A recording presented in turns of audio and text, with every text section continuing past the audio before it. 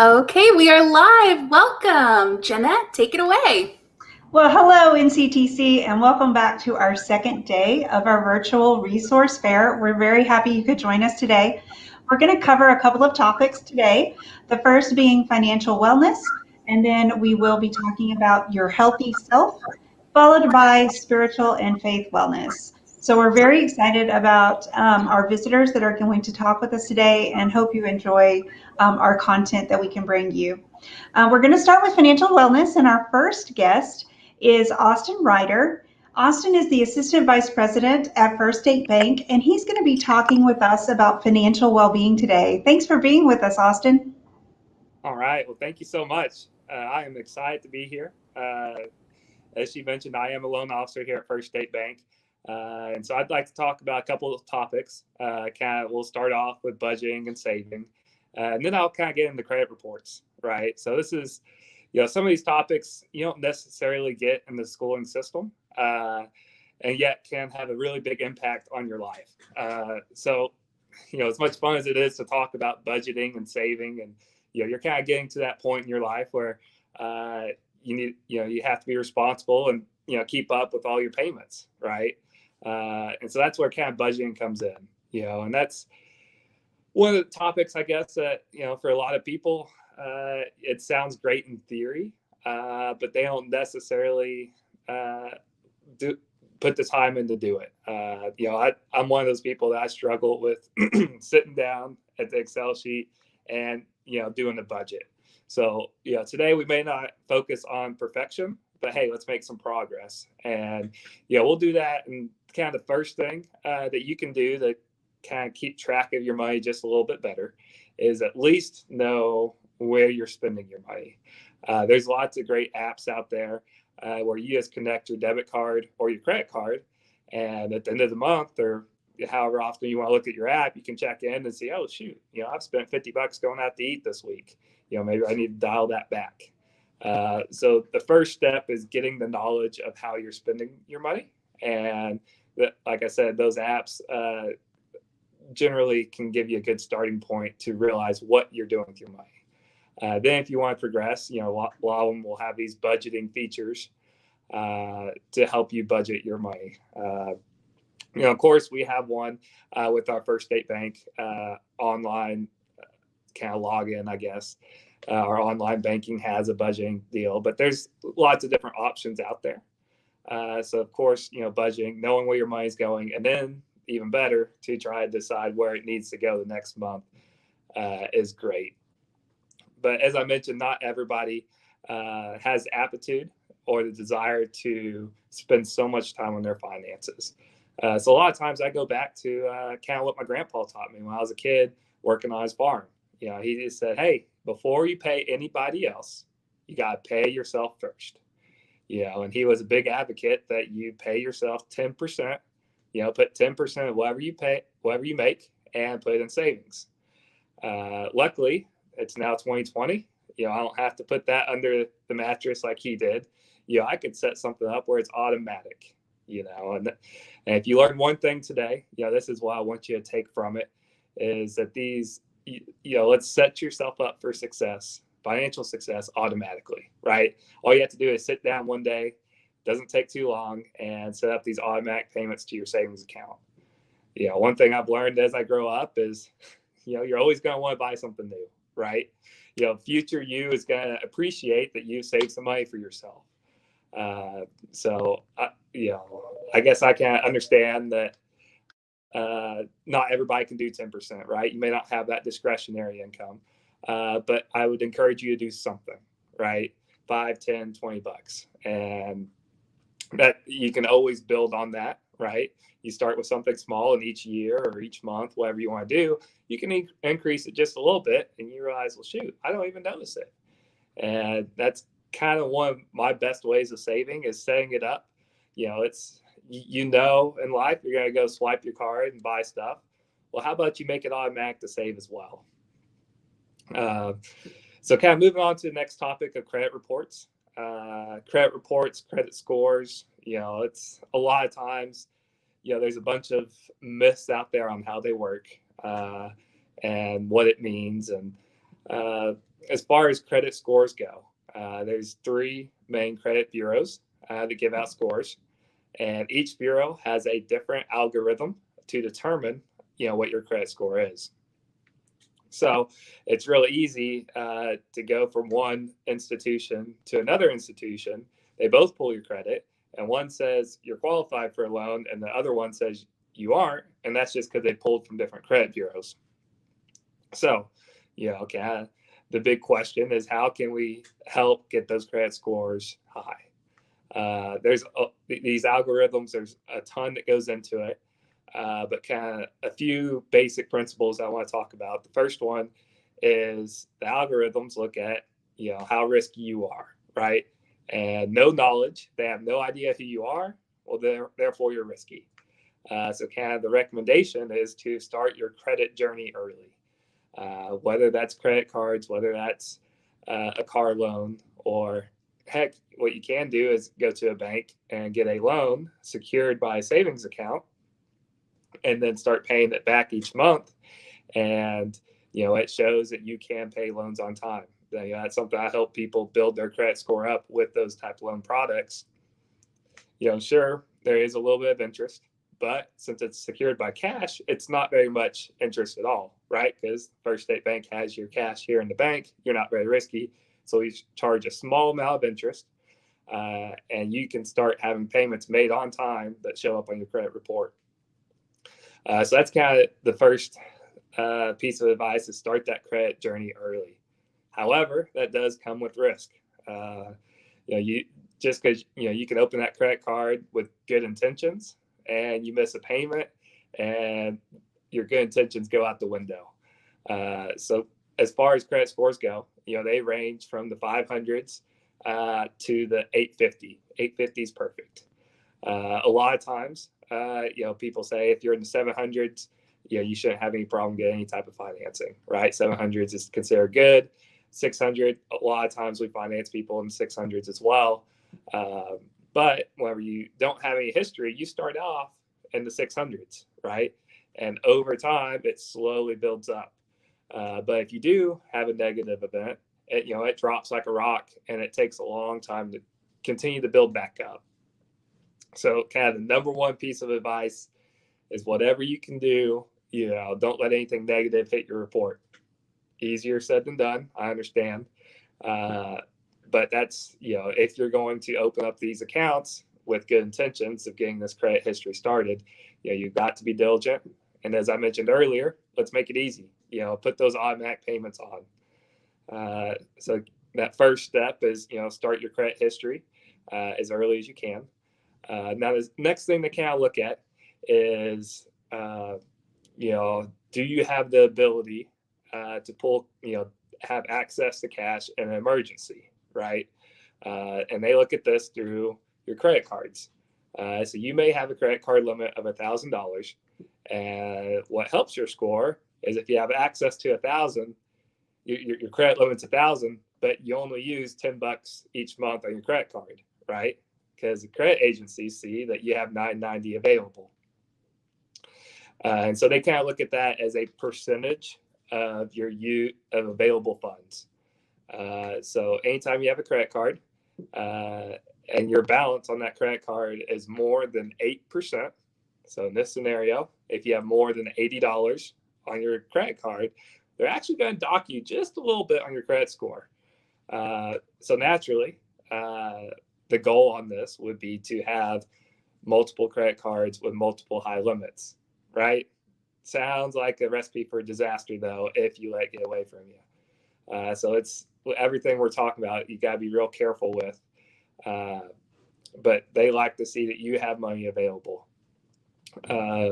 Another kind of function these credit bureaus is they like to see not only can you manage a credit card, right, because that's tempting to have this money available and not spend it, but they also like to see that you can make payments on a monthly basis.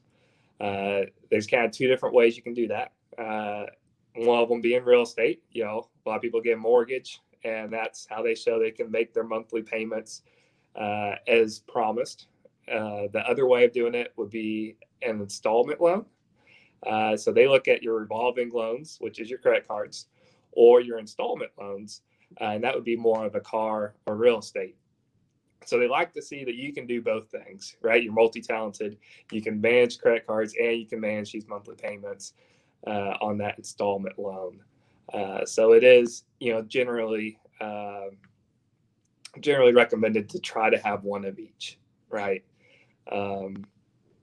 So kind of some other things that can affect your score that you may have heard is how often you check your credit, right? Now, you may tell me you don't need to check your credit because you have Credit Karma, right? And you look at your app and it tells you what your credit score is.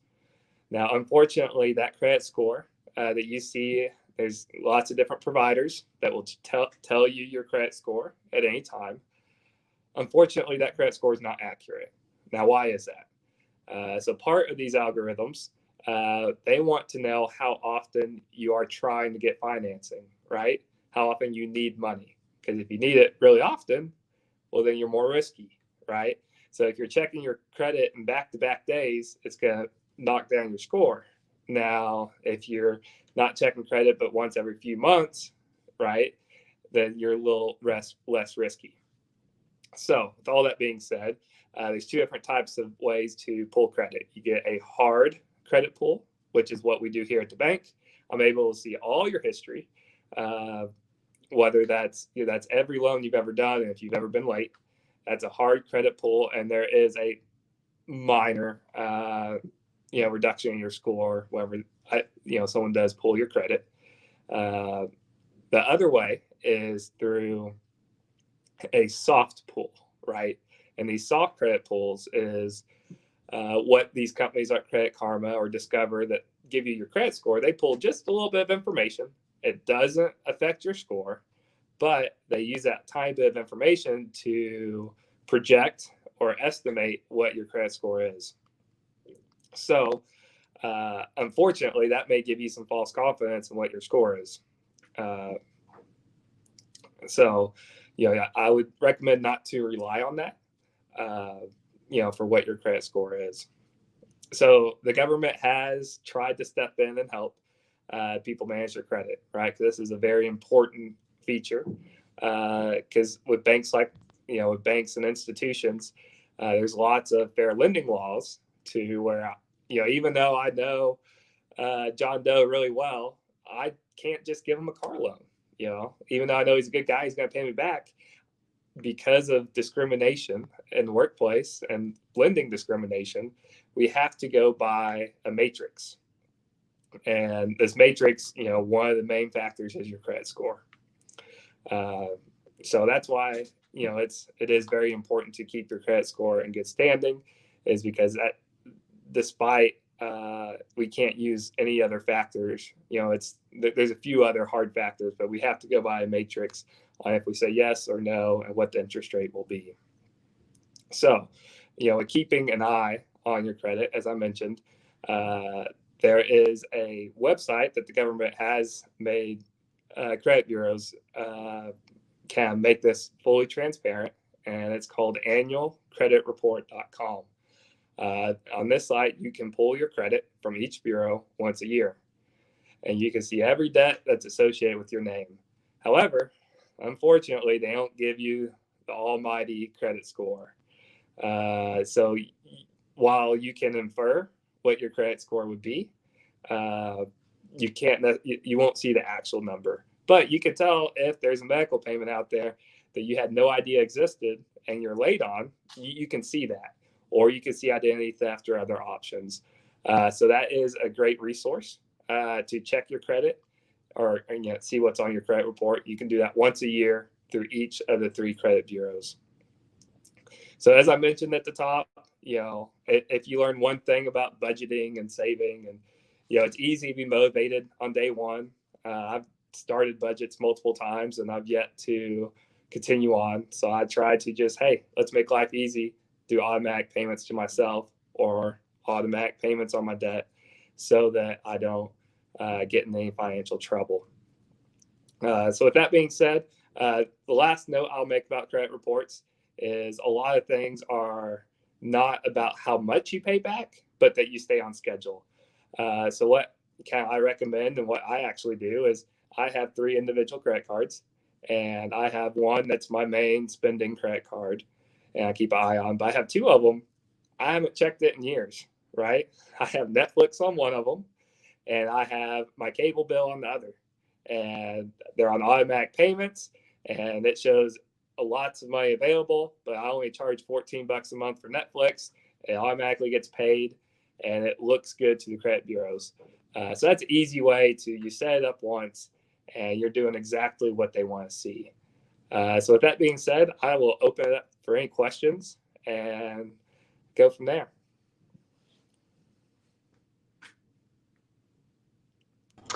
Thank you, Austin. Yes, I know we do have one question, and the question is, you mentioned establishing credit early.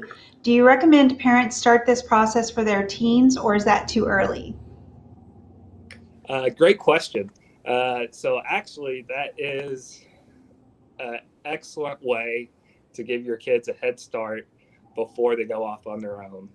However, as I mentioned, there's two sides to every coin, and if you don't make your credit card payment, you've ruined your kids' credit before they're even out. So that is highly risky. However, if you are confident that you can execute on that plan, then I would recommend that, and that's what I plan on doing with my kids, is putting them on my credit cards. That way, when they're ready to go out in the world, they're starting off with longer history of credit.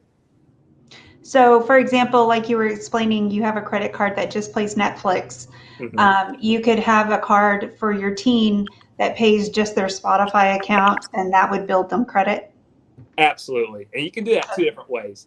It can actually be your card or your name on the card and your teen's name on the card. It may need to be that way because your teen may not qualify, right, because they're a minor.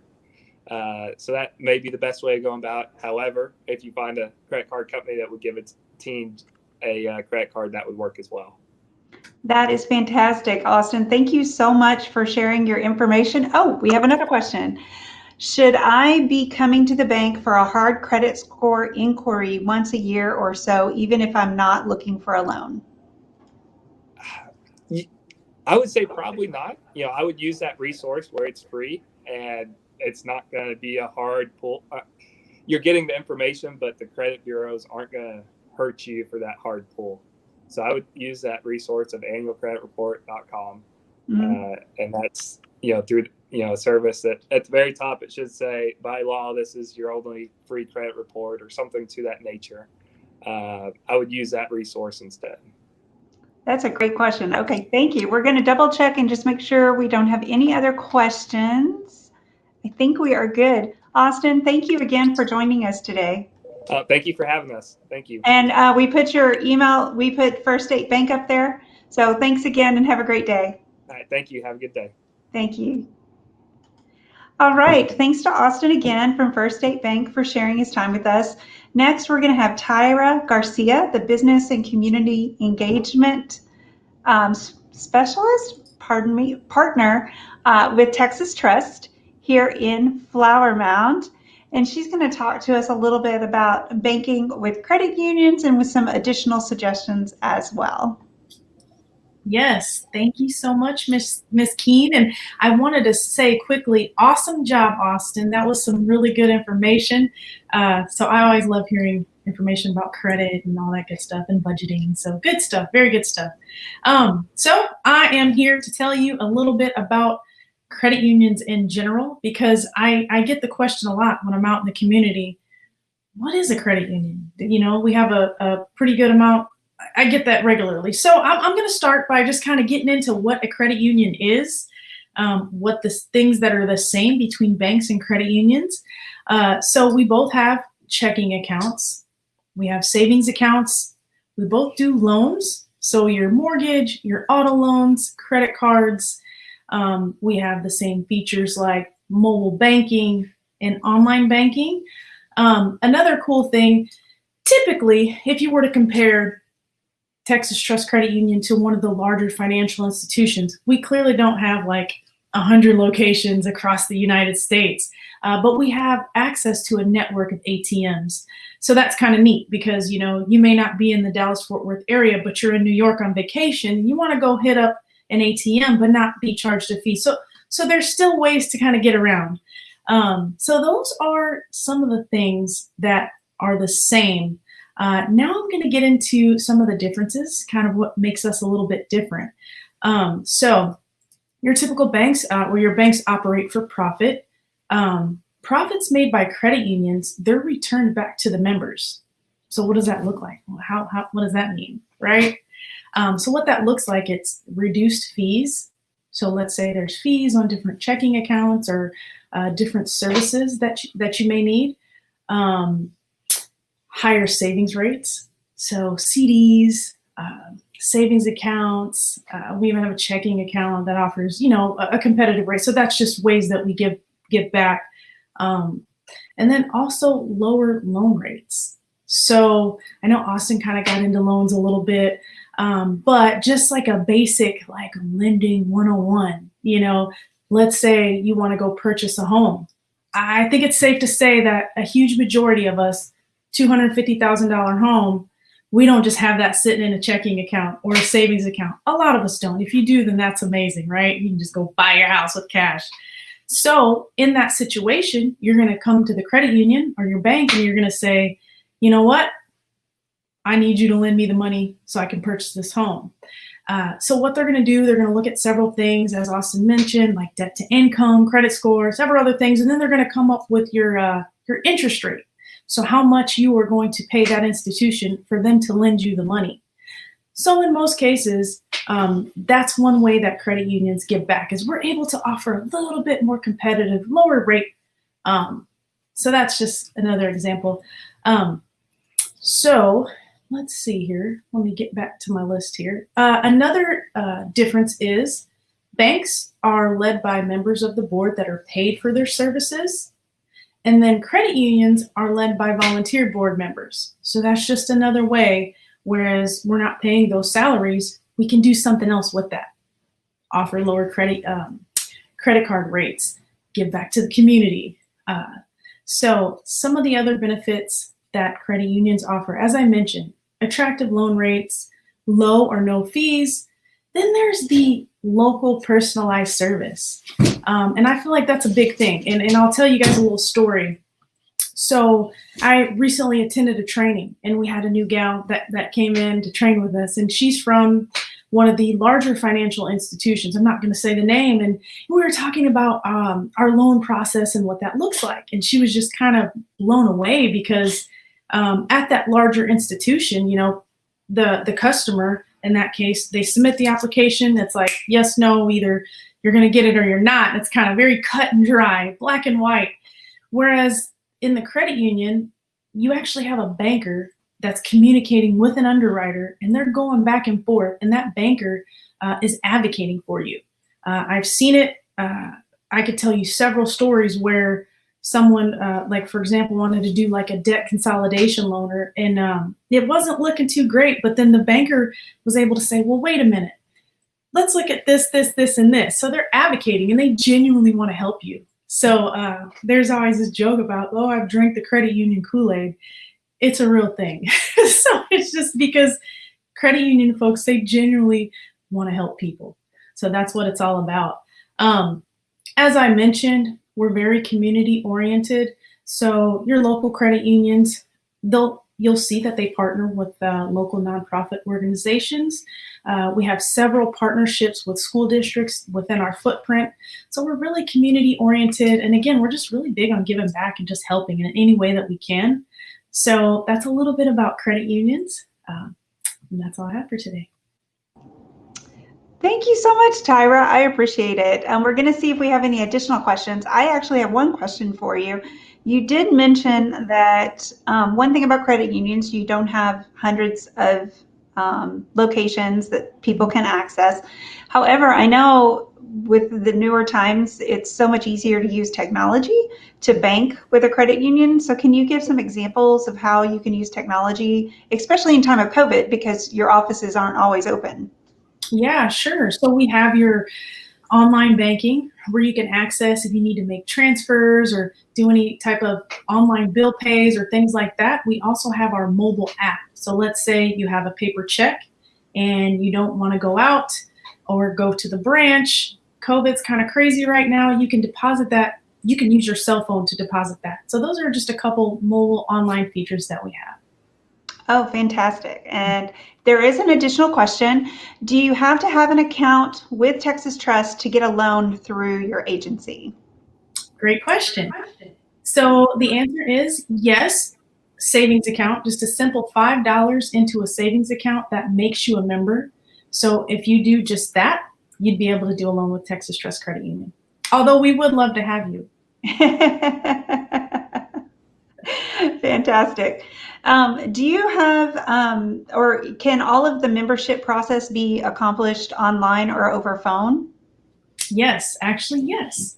So that's another thing. If you wanted to apply for a loan or open up an account, we have it set up where you can do that online or over the phone. With technology nowadays, you can DocuSign where we send you the documents and then email back and forth. So absolutely.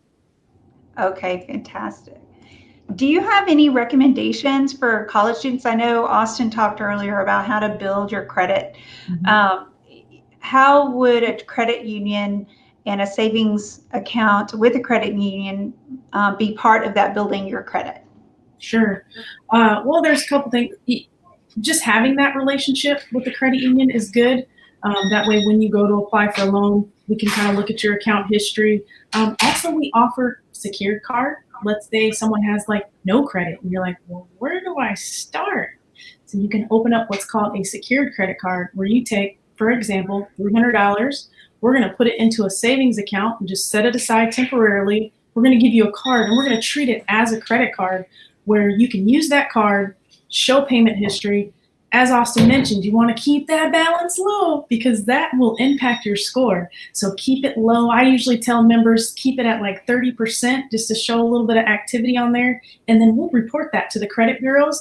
And then after a certain time frame, what'll happen is that $300 that you put in the savings account, we'll give that back to you. And then boom, you got a credit score that you can work with where you can maybe open up another credit card or possibly do a loan. So that's fantastic. Oh, another question. Are there fees to set up a checking account in addition to the savings? And it kind of depends on which checking account you go with, but we have what's called an easy checking that's totally free, where you'll get access to the online banking and all debit card and all those fun things. So yeah, that one is totally free. Great. I know we asked earlier, Austin, in regard to setting up programs for teens. Do you have, or to set up a membership and a savings, do you have to have any collateral or anything to even begin the process, or an age restriction? So we do have what's called our student checking account. So as soon as they turn 13, they can come with a parent, or we could do it online where they can open up an account that way. It's just $5 in the savings to get the account open. Do those accounts at all contribute to credit reports? No, with the checking accounts, unfortunately, no, it doesn't contribute to a credit report. So no. Okay, no, thank you very much. Are there any other questions? I'm going to wait and just double check. Actually, we do have a couple of other people that are going to join us and ask a couple questions. Okay. Hold on. We're about to pull back up. And you're with the Flower Mound location, is that correct? Yes, actually kind of cover multiple locations, but yes, I'm representing Flower Mound today. Okay, great. No, so I think we're going to go ahead and go on to our next segment. But Tyra, I can't appreciate, she's going to post, I believe we have your business card that we were going to post. Elizabeth, would you be able to post that? So here is Tyra's information for Texas Trust and her phone number, 469-371-4754. Tyra, thank you so much for joining us. I appreciate it. You guys, you have a great day. Thank you. You too.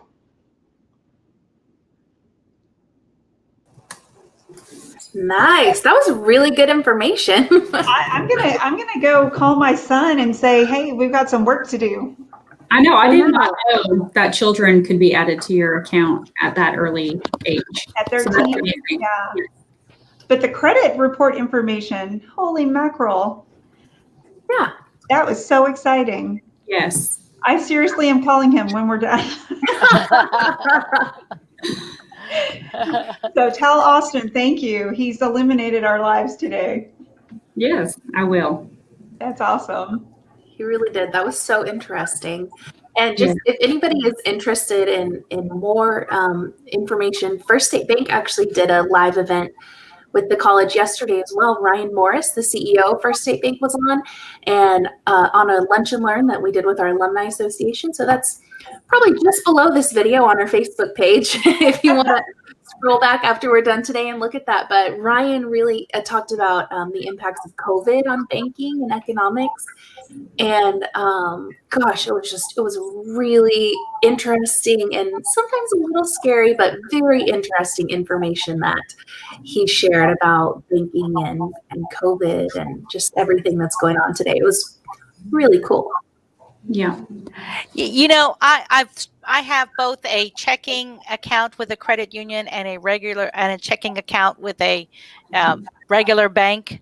And I do see the difference between the credit union and the regular bank. The credit union really do help with competitive interest rates. And you know what I do? I play one against the other to see what I can get in terms of an interest rate. But they really are very competitive. They know my credit history because they see it on my credit report the last time I bought my car.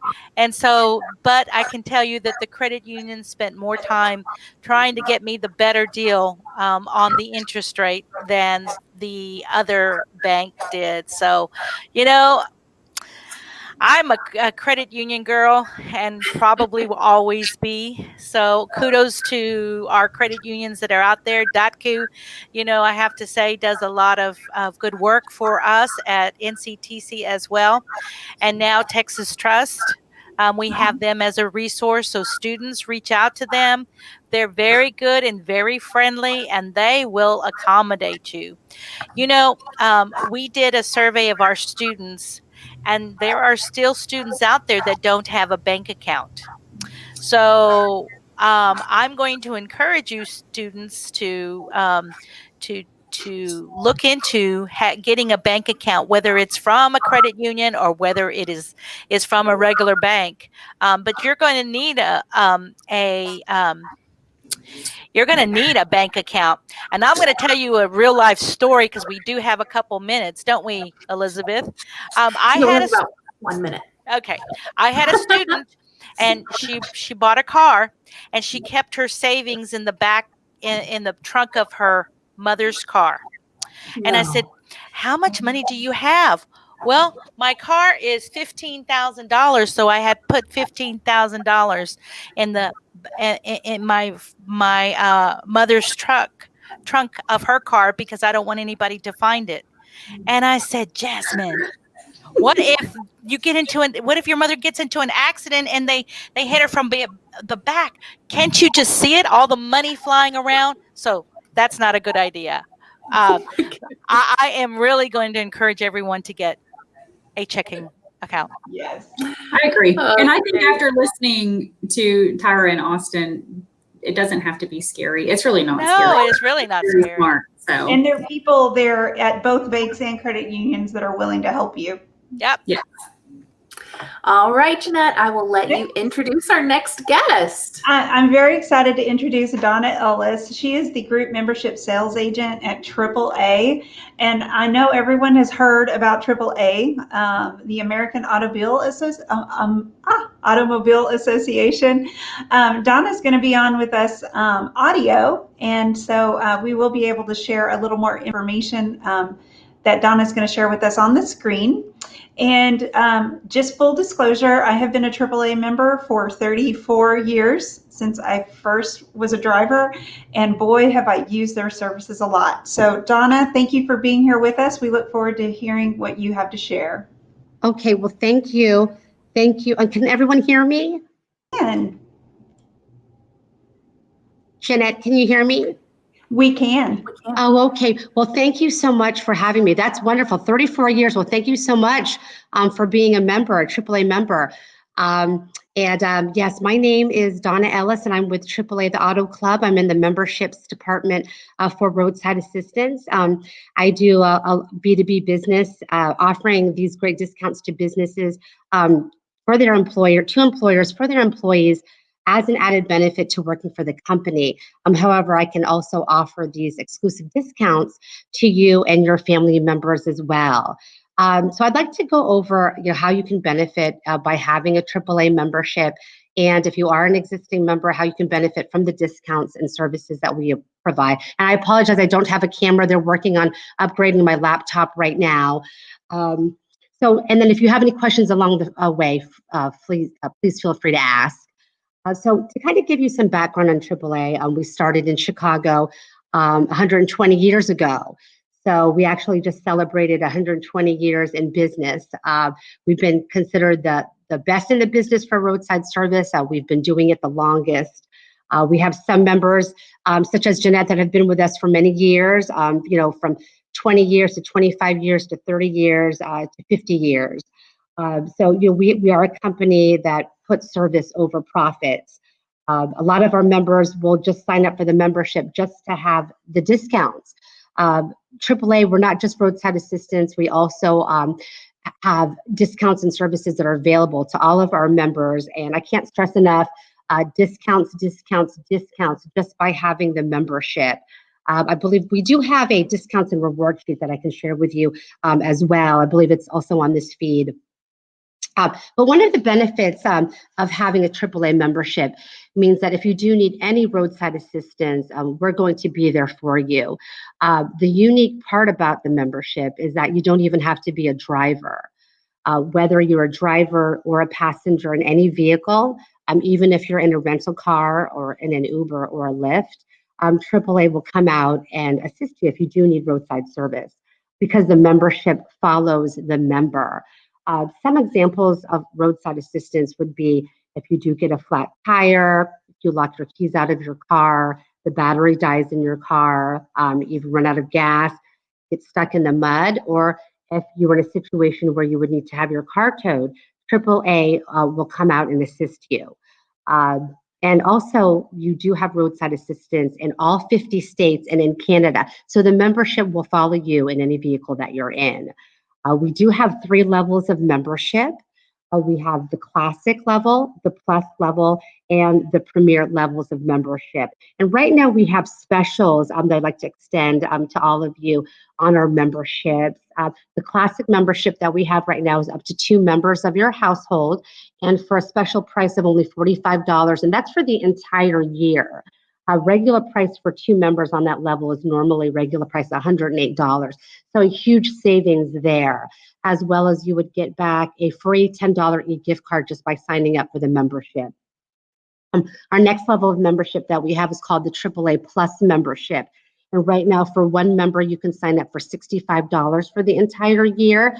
We do have specials for 2 people for the year at $84.50 if you'd like to add a second member for free. The $65 price is for 1 member on that plus level, but you'd also get back a free $10 gift card as well. And then our 3rd level of membership we have is called the AAA Premier membership. Regular price for 2 members is normally $201 for the year, but we do have a special for $105.50 on the Premier memberships. And as you can see on the screen there, it's a benefit chart. It shows you the different levels of membership that we have, from classic to plus to premier. And pretty much the main difference in those is the number of tow miles. So for each level of membership, you get 4 service calls per year. With the classic membership, for each service call, you would get up to 7 miles of towing. On the next level of membership, which is called our plus level, you would get 4 service calls with up to 100 miles of towing. And on our premier level of membership, which is our highest level of membership, you would get, should you need a tow, that one service call would be at up to 200 miles of towing, and then the other service calls would be at up to 100 miles of towing. And then there's other differences as well. If you have any questions, I can feel free to answer those as well. Other benefits of having the membership as well is we've got local branch offices everywhere in the United States and in Canada. And there's you don't have to go to the DMV office anymore. You can get your tags renewed at any local AAA office. Also, by going to visit a local branch, you can get discounts on movie tickets as well. If you're planning your next vacation, we just acquired Pleasant Holidays, which is our #1 travel in the nation. You can plan your trip there at any local branch office or call the 1-800 number. If you visit your local branch office, you can get discounts and free maps, as well as tour guides. Also, too, we have something called a triptych. And what that is if you go visit your local branch office and you are planning a trip, they can create a triptych for you, which is basically a travel planner where AAA suggests suggested routes and stops along the way where you can get discounts on lodging and restaurants as well. There's so many, advantages, by having the membership. Other services we provide free identity theft protection. We also have an insurance department that can give you a free quote on auto, home, renters or homeowners, and life insurance as well. We have really competitive rates. If you would like a free quote, no obligation to buy, just let me know and I can have a AAA agent reach out and give you a free quote. We also have a new AAA member rewards Visa card where there's no annual fee and you can get points back for purchases as well.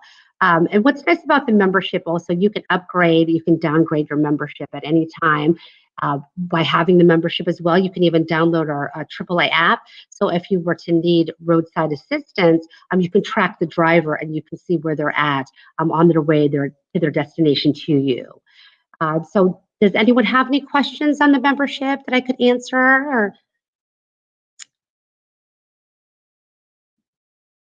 okay, so I'm sorry. We do have a question. If you and your husband are both on a plan, do you get 4 service calls each? Yes, you do. Yes, that's a great question. Yes. So if you do have a second member, on your plan, you each get 4 service calls each. That's correct. Fantastic. I just have to say there was a year I used AAA on the 4 service calls that we had. So we were very thankful that year. That saved us a great deal of money. And I have aged myself already, just telling everyone how long I've been a member. But I have driven cross country with triptychs from AAA before GPS.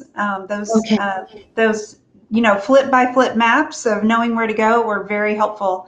And of course, the hotel discounts are great as well. Oh, that's wonderful. Yes. I have another question. At what age do you recommend adding your kids to your plan? Well, you can, if you want to add your child. I usually recommend when they're about to start driving.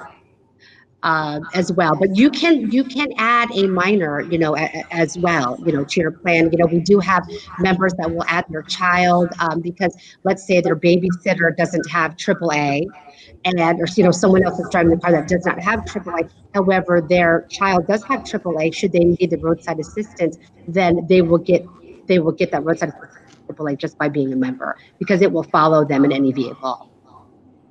Okay, that's fantastic. And do you have any other best examples of services that you see are used the most with AAA that maybe aren't the typical towing and battery jump or what you would think AAA is all about, but service that people often use?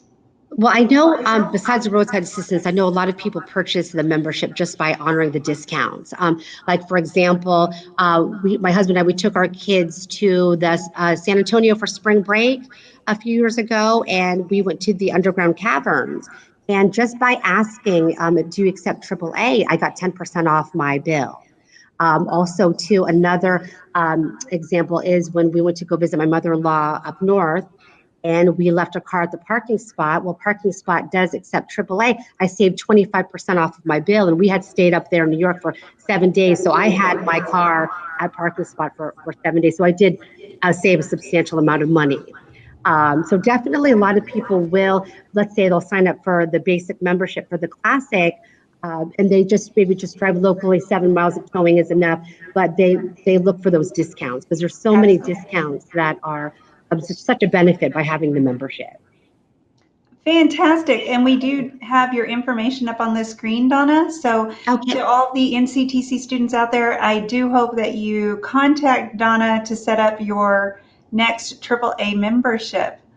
Donna, thank you so much for joining us. I'm sorry, do you have one more thing? Oh, I just wanted to thank all of you, and thank you, Jeanette, for having AAA participate in your virtual resource fair. And if anyone ever has any questions, feel free to reach out. And also, too, for any existing members, such as yourself, if there's anyone that you know that would like a membership, it's a great holiday gift. And also, you would get a free movie ticket for every person that you would refer to me for a membership. AAA will send you out a free movie ticket.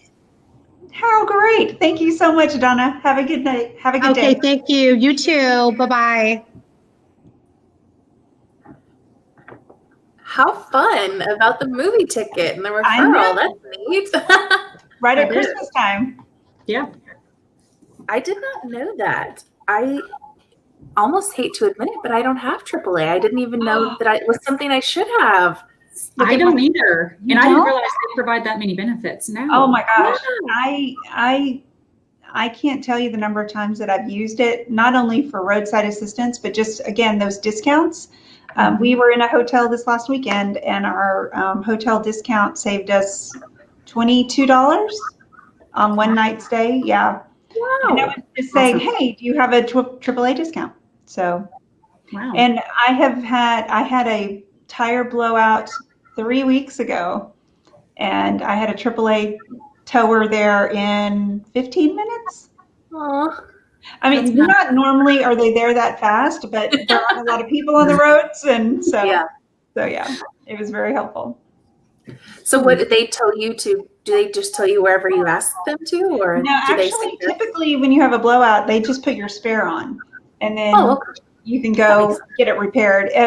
But interestingly enough, and this is a note to NCTC students, he said 75% of the time when he is changing tires, the spare tires are flat. Wow. But she did mention something about towing being included up to a certain, it is included, yeah. Something. Yeah. And you don't want to use that towing credit unless you have to. Yes. So so that's just a note to remind people, make sure your spare tire is inflated. That's a good point. Oh, yeah. That's a really good point. I knew we would talk about that. I don't think you look at it until you need it. Right. That's true. It's under 3 layers of carpet in your trunk. Right. That's true. That sounds like a good project for my husband this weekend to check There that. you go. So Roxanne, Elizabeth, and Andrea just said they have not been member of AAA. Well. Is it you? I'm gonna. Can I get a movie ticket if I refer you? Yes. Yeah. Actually, I have Allstate, and they have a connection with AAA. And so I really, I have it on both of our cars. And so through Allstate, I do get a bit of a discount that's very helpful.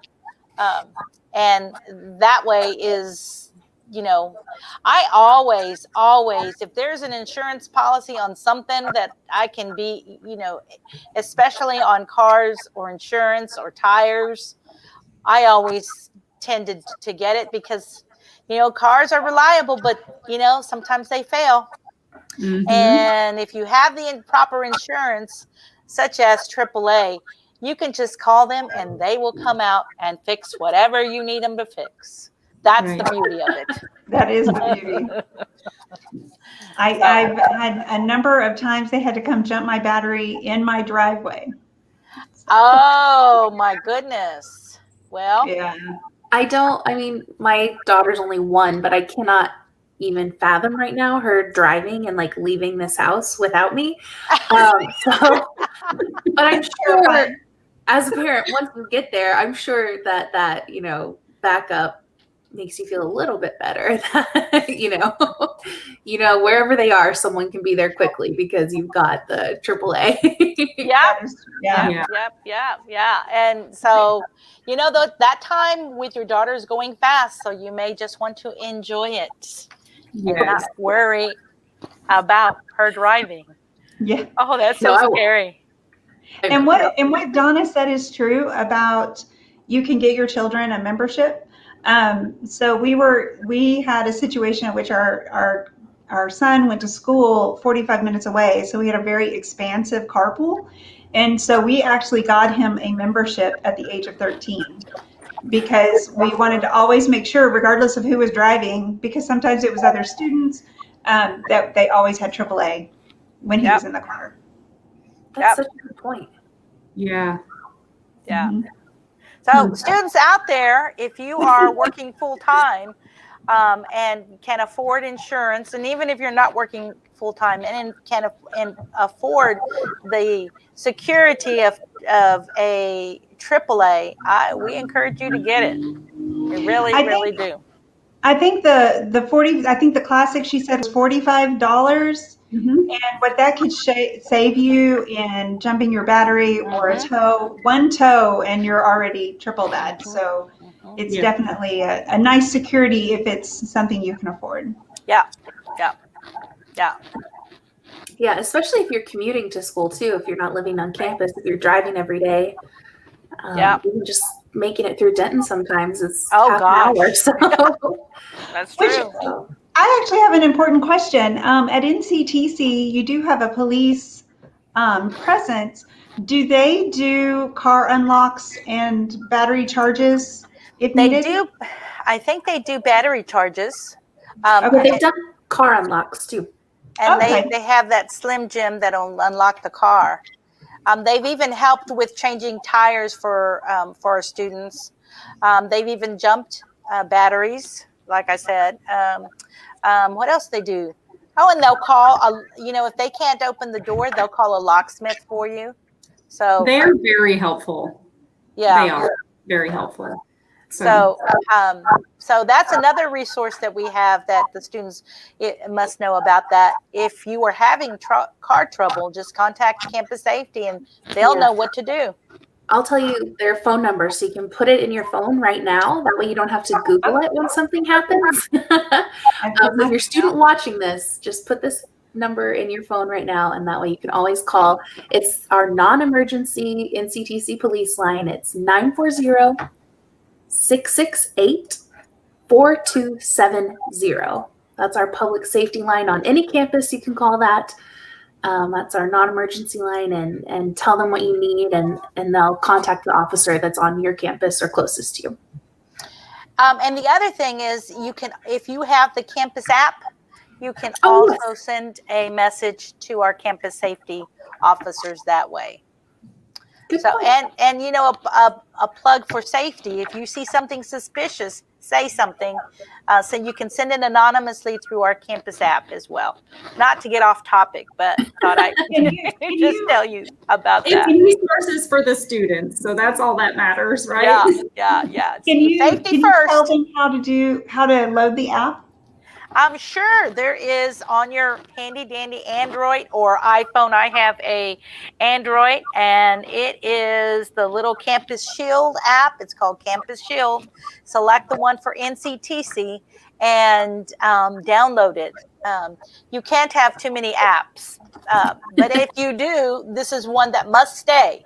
And that while you're a student here, and UNT, TW have the same type of thing.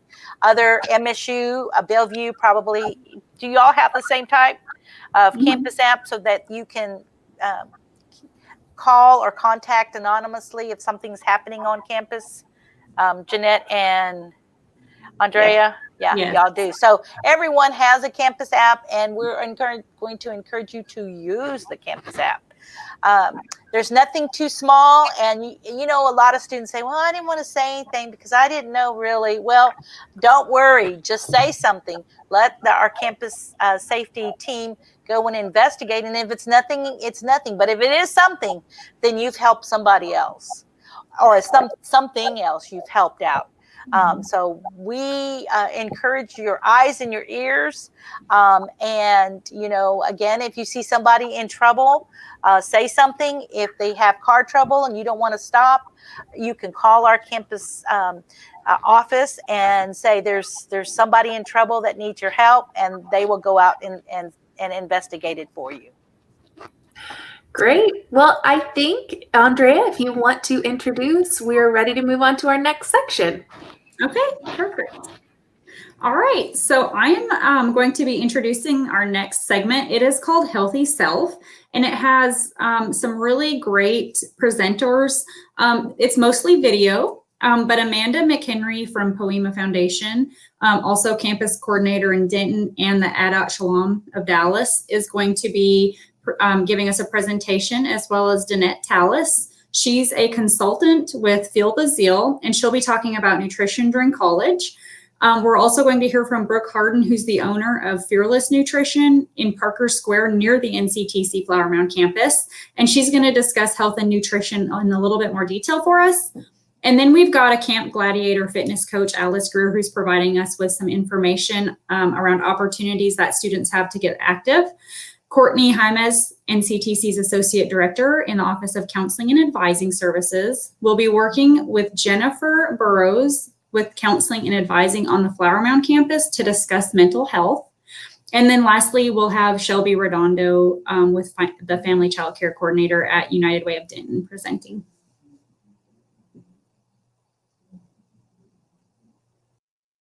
Human trafficking is a form of modern-day slavery.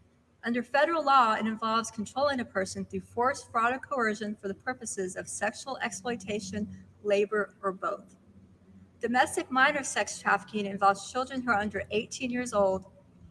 They can be sexually exploited through prostitution, pornography, and erotic entertainment. My name is Amanda, and I'm with the Poema Foundation. Our mission is to provide education and awareness in order to prevent human trafficking. We also have a safe house where we provide trauma-informed care for survivors of human trafficking. If you would like to learn more about the Poema Foundation and ways that you can volunteer with us, I invite you to visit our website, poemafoundation.org. Some of the volunteer opportunities include volunteering at the Safe House. Some examples are making a meal for our survivors, providing valuable skills that our survivors need on their healing journey. Another important part of our organization is we have several campuses who go out on community awareness events each month. And what we do is we take posters of underage missing children to businesses like hotels, truck stops, and other places. And we look for tips to bring these children home, because they're all vulnerable to being approached by traffickers and becoming sex trafficked. And we work with an organization called For the One Foundation. They locate missing children free of charge. And we have a tip line on our poster, and it is the tip line for the One Foundation. So any tips go to them. And we have had success in leaving posters and children being found on these posters where they were able to be rescued based on tips. And another thing that this community awareness does is we provide awareness about the trafficking that's going on. We provide a caring presence that someone cares about these children and are looking for them. But we also are just able to go and just be aware and see what's going on in our community in terms of sex trafficking. So it can be a really eye-opening experience. And it's a great way just to come and learn more about the Poema Foundation and really about your community. So if you would like to know more information and are interested in volunteering, I do invite you to visit the website, poemafoundation.org.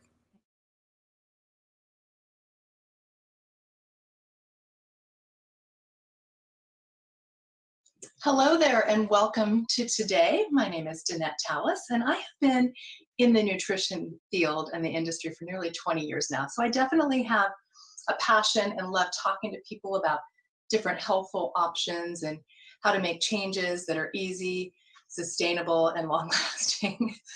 Today we're going to talk about the pillars of health, as well as how to eat healthfully on a budget. And then I'll talk about some on-the-go snack ideas that will make sense for you as well.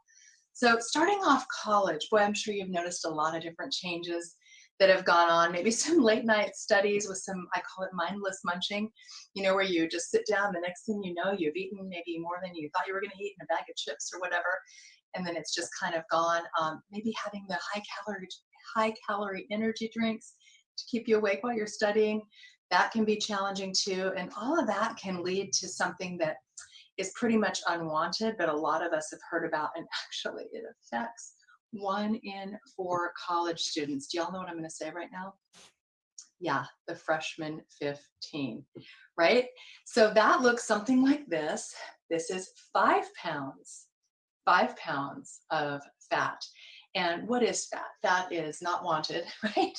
But really what it is simply stored energy. So this is 1 pound of fat, just 1 pound, but it's stored energy in your body. What does that mean? That means that you've eaten 3,500 too many calories, so your body stored it as energy for later. So it's kind of good news, right? Like you have energy to be used later. So in order to avoid our gain that so many do, we want to make sure that we're making proper choices for our body and really making some changes, maybe some changes for some of you. A steady diet of pizza and cheeseburgers can certainly lead to more than just challenges that go beyond, the stored energy, but it can also attribute to side effects that can be, goodness, I'm stumbling over my words, some side effects, maybe higher risk of depression and some stress. Who knew that eating things that weren't filled with nutrition could lead to more stress? Anxiety, even trouble sleeping. That's not something we're wanting. And then here's one too. It can even be harder to concentrate if you're not having proper nutrition going into your body. So good nutrients, actual nutrients, will make a difference for you for sure. Let's talk about the pillars of health. Has anybody heard of that before? There's 5 pillars of health. One is our diet. And so when I say the word diet, don't freak out, because your diet is actually whatever you're putting into your mouth. And we all know that a diet can be more healthy versus more healthy. A healthier diet versus a non-healthy diet. So if I hold these 2 things up, a piece of cake and some broccoli, it's not, y'all know already which one is a more healthful choice when we're looking for nutrition in our body, right? So your diet is your first pillar of health. The next pillar is going to be exercise. You do need to be moving around.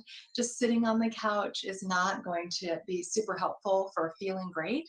So cardio, some weight-bearing exercises, exercise. The third thing is supplementation. And what do I mean by supplementation? Just that, supplementing. And so when we're thinking of food in general, food falls into one of 3 categories. It's either a carb or a carbohydrate, a fat or a protein. Those are our macronutrients. So if you've ever heard somebody saying, oh, I'm just counting my macros, like it's no big deal, and you're like, what are they saying? That's what they mean, your macronutrients. But your micronutrients, those are your vitamins and your minerals. And so if you have just your macronutrients and you're eating very healthfully, you're eating, proper things, vegetables, some fruits, some proteins, you're eating that, you're still not getting as much nutrition in this broccoli as your grandparents and your great-grandparents did. And why would that be? That has everything to do with the soils being depleted over the years. So there's no way as many nutrients are going to be in this broccoli as were in a typical broccoli grown 50, 60, 70 years ago. So what does that leave? That leaves nutritional gaps in your diet. So here's your diet. These are all your macros, but these ginormous holes here, that is what you're missing, your micronutrients, which create things like, gosh, I've just had a big dinner, but now I'm suddenly hungry. So then Mr. Pantry Hand comes out and he's wanting something, and you don't really know why you could possibly still be hungry. It's because all your nutritional gaps have not been filled. Filling in your nutritional gaps will give you a full picture. everything's going to be filled in. So you'll feel more satiated. You will not be having that pantry hand like, how could I possibly be hungry? So making sure that you're having proper supplementation is key. Pillar number 4 is sleep. You do need an adequate amount of sleep for your body to rejuvenate and get going and allow you to concentrate better. What is an adequate amount of sleep? 7 to 9 hours. Some are like, yes. Some are like, oh my gosh, I never get that many. So really, 7 to 9 is recommended. 7 to 9 is what most adults need, truly need. So, you can do some research on that as well, but making sure sleep is part of your plan is going to be key. And then stress and anxiety. What do I mean by stress and anxiety being a pillar? Well, we all have stresses and anxieties in our life. For instance, if I'm standing up, my body's more stressed than it is when I'm laying down, right? So some stress is good, but stress and anxiety, like that kind of thing, really bad for your overall health. So making sure you're not putting yourself in a stressful environment on purpose, it'll be key for you for sure. So today I'm going to share just a little bit about how to avoid the unwanted effects of a poor diet that's filled with, I'll just call them fillers, just a bunch of things your body really doesn't recognize. And then give you a few basics of nutrition as well. So we talked about how proteins, carbs, and fats, those are our macros. Another thing that's going to be really key is planning. A little bit of planning can go a whole long way for sure. So when you're going to the grocery store, understanding that when you buy the pre-cut vegetables versus those that you have to take home and cut on your own, I know it takes so much time, but it takes a little bit of planning to find that time to do it. So having things that are ready and chopped and ready for you makes a difference. If you can chop them yourself, then you're going to be saving some more money. But having those available so that you can just grab that as opposed to grabbing the bag of chips, grabbing the bag of cookies, things like grabbing the candy bar, right? So having those available will be key. Can you dip it in ranch? You can. You just need to watch that. There's a lot of extra calories hidden there. Excuse me, something I prefer more and teach more is about hummus. And there's a lot of different hummus recipes, or you can buy some that's already made that's pretty healthful as well. So just having a little bit of that has a lot of flavor and it really goes a long way. Just a little bit of it, and then it helps to give just some more flavor. So we need to make things a habit. How long does it take to make a habit, Danette? Well, anywhere from 18 to 254 days. So how do you make something a habit that's really going to stick? So here's the thing, repetition is the key, and how long something takes depends on a few things. One, how bad do you want it? How easy is it to do, right? So I guess we're just Americans and want the easy way. We live in a microwave society. We don't want to put things in the oven because it takes so long. We want to put it in the microwave and have it done now. We want our drive-thrus now because everything is a now. So habits can be a little bit more challenging. If I told you that eating dark chocolate is a good habit, that's not going to take you long to implement, right?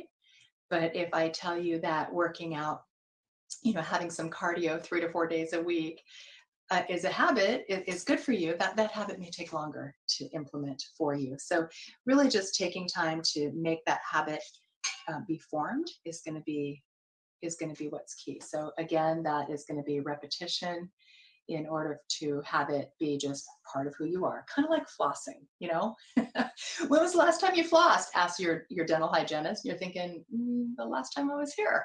Well, when you realize that these are really the only teeth you're given and you really need to take care of them, suddenly flossing becomes just part of what you are, not even just a habit anymore. It's just what you do. So that's what we want this to be as well. Let's talk about breakfast, lunch, and dinner. How do you have a healthy plate? What do you do? We're going to fill it with our vegetables first. Why? Because it's going to take up a majority of the plate. It's going to help to satiate you. It's going to be filled with more nutrition than some other things that have a higher caloric impact on you, like a pasta or a rice. And I'm not saying those are bad. They're just, have some more calories going in that way. The next thing we're going to add is our protein. And I'm going to talk about animal-based proteins today. So if you're a vegetarian or vegan, you'll have to do a little bit more research on that. But a proper size animal protein like your fish, your chicken, your turkey, your beef, all of that is going to be a palm size. So what your palm is, having a palm size protein, roughly the thickness as well as the size, that is going to be your choice of what the proper choice is for you. So putting that onto your plate you can see that it's pretty filled. Does that mean that nothing sweet and yummy can ever go on your plate again? That does not mean that. A brownie can certainly fit on your plate just fine. Again, keeping the portion control about the same as a palm there, as well as all the other things. It can fit on there as well. One thing I'll say about this, if you're choosing and you want to have that dessert, that's fine. But if you've had fruit all day, fruit has a different impact on your blood sugar levels and the way it is processed in your body than vegetables do. Vegetables are higher in fiber, so they process slower. They're lower in sugar content, so it reacts differently within your system, the way your body processes it. So if you've had sugar all day, probably don't have a brownie as well. If you're looking to have your brain function properly and to stay away from the excess storage that can easily happen without a little bit of planning and thought that goes with it. So what about snacks? What would a good snack be? Almonds are a great snack, just sticking with the proper portion. So reading the back of the label, seeing what a portion is for almonds. Buying in bulk, you're like, there's no label, I have a bulk bag. Just Google it and say, what is a portion of? And you'll be able to answer it that way.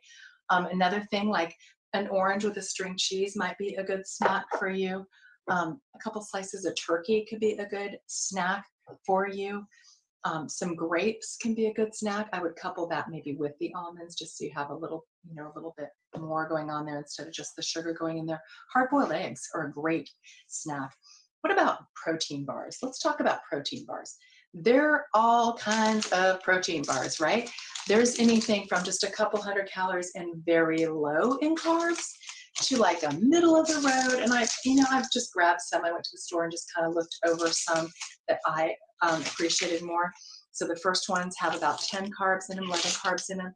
Second one's about 20. My college age athlete son, he goes for one with way more carbs. So reading the carbs will be a key because carbs are going to be associated with calories. So making sure when you're grabbing protein bars, they're a great choice, but make sure that they are helping you reach your goals instead of keeping you from your goals. So having some of those along the way definitely are fine. Should not be your full diet though. And quite honestly, some of those definitely taste like candy bar and they're like a dessert. So just that can be a little tip for you too. So how do you pay for all this when you're on a budget, right? Talked a little bit about shopping in bulk. Bulk definitely will help you to save. Another key is when you're at the grocery store, shop the perimeter of the grocery store. Go all around the outside, maybe not so much the bakery, but all around the outside. That's where the more nutrition-filled things are located. When you go to the interior, then you're definitely finding things that are filled with a lot more fillers, a lot more processed, not nearly as good for you. And when you're planning to also look at the ads for the week, you can really save a lot by purchasing what's on sale for that week. And if you able to shop ahead, think ahead a little bit, planning again, then you can buy some of the animal proteins that are on sale, freeze them, and you'll have that particular animal protein for the following week when a different one is on sale. Freezing some of that, doing it that way. Another thing is to make sure you're not wasting food. And so when you're shopping and you're buying, some of the salads and stuff, how do we keep those so that they don't go to waste so fast? One thing is when you're buying them, you don't have to buy the ones at the front. You can buy the ones that are further back and just go ahead and take those. If they've got wilted leaves in them already, then they're going to spoil really quickly. So opt for a different bag, one that's not already showing signs of breaking down that way. Another key, and this is going to be one you're going to love, is when you get home, go ahead and open that bag and put some paper towels in there. That way the paper towel absorbs the liquid and the leaves aren't trying to absorb it because they can't absorb it, and then they start to go bad really fast. So paper towel will actually lengthen the life of your power greens, your organic things, just things that are loaded with nutrition that you definitely want to have. So I've used that tip for years. It's been a great tip. Really paying attention to what you're putting in your body makes such a big difference because your body uses those different things. It'll signal your metabolism to either run efficiently or run sluggishly all day long. And so eating well does not have to cost a lot. Think about quality versus quantity. And that's going to help you as you're going along in your college-like as well as after, not to find extra ones of these laying around that just sort of plop onto you in locations we don't like them to plop on, but it's also going to help you when you understand how to shop in bulk, how to do a little bit of planning, understanding the 5 pillars of health, how to implement those, having some good supplementation to fill in your nutritional gaps, as well as knowing how to read a few labels. I'll leave you with one last label. It's one of my favorite. I love peanut butter. When you're looking at any peanut butter, just flip it around. The ingredients should say peanuts and maybe salt. Should not have oils in it, should not have sugar in it. So just reading a couple little things can help you feel and look and perform at your very best through college and beyond. Hope that was helpful. Have a great day.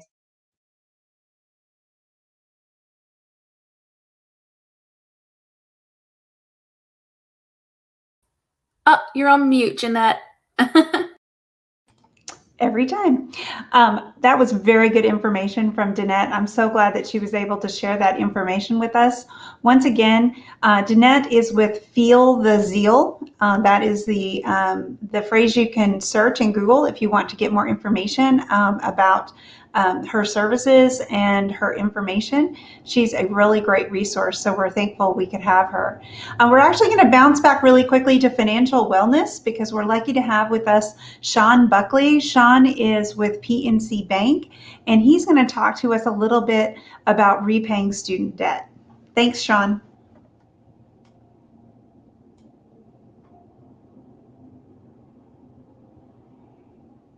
Sean, I think you're on mute. Yes.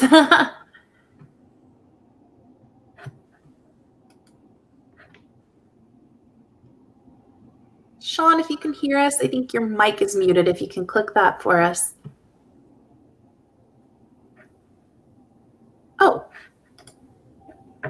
Sean? Yes, can you guys hear me? Okay, we can. Great. Thank you for being All right, here. great. It booted me out for a second and I'm back in, so we're all good. Are we ready to go ahead and start? Yes, sir. Awesome. Thank you so much. So, yep, I just want to thank everybody first and foremost for, allowing me to speak on this workshop. The topic today would be repaying student debt. I just want to introduce myself real quick. My name is Sean Buckley. I'm a solutions consultant with PNC Bank at our newest location in Denton, Texas. First off, I would like to say how grateful I am to be able to speak with everybody. And at any point, feel free to stop me and ask any questions. I know we have a chat bar, so I'll be looking at that as well. I will also provide my contact information so that you can use that anytime. So today I will be speaking on options of repaying your student loans and what it looks like, and hopefully answer all the questions on that matter you guys might have. All right, so real quick, I do have to go over this quick disclosure. Yep, right there. This content is for general information purposes only and is not intended to provide legal, tax, accounting, or financial advice. PNC urges its customers to do independent research and consult with financial and legal professionals before making any financial decisions. PNC Bank currently offers consumer banking products and services in the U.S. only. Loans are subject to credit approval. Certain restrictions and conditions apply. PNC and Virtual Wallet are registered marks of PNC Financial Service Group. Okay, disclosure is always fun. All right, so one way we can help improve financial wellness is through educational workshops like this, where you gain new ideas, insights, and managing your money. PNC also makes these products and solutions available to you in every stage of your financial journey. You can learn more about this at our website on pnc.com. All right, we're going to go ahead and jump into the presentation now. If you could go over to the next one. Thank you so much. Regardless of how much you owe, how long you've been making payments, or your current financial status, today's presentation includes information to help you manage your student debt more wisely. We will be discussing why repaying student loans on time is so important, understanding your loan and repayment options, and creating a repayment strategy. I'll also pause for questions during and at the end of this presentation. Next slide, please. Thank you so much for that. All right, so let me ask, what do you think is the average amount of student debt among students who graduate college in 2019?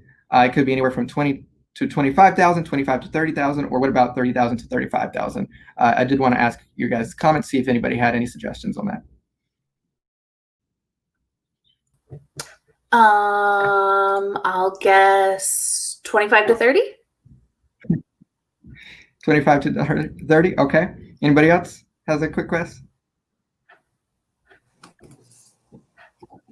I would say 20 to 25. I would say 20 to 25. Okay, I'll give you guys the answer. Yeah, you all were actually really close. College students who graduated in 2019 and had student loans in their name graduated with an average of $29,900 in debt. So between the 25 and 30K range. That's a big number. Paying it back can feel much more manageable, though, when you educate yourself about repayment options and develop a plan. Let's see, more comments. Okay. Go ahead. We're going to go down to the next slide, please.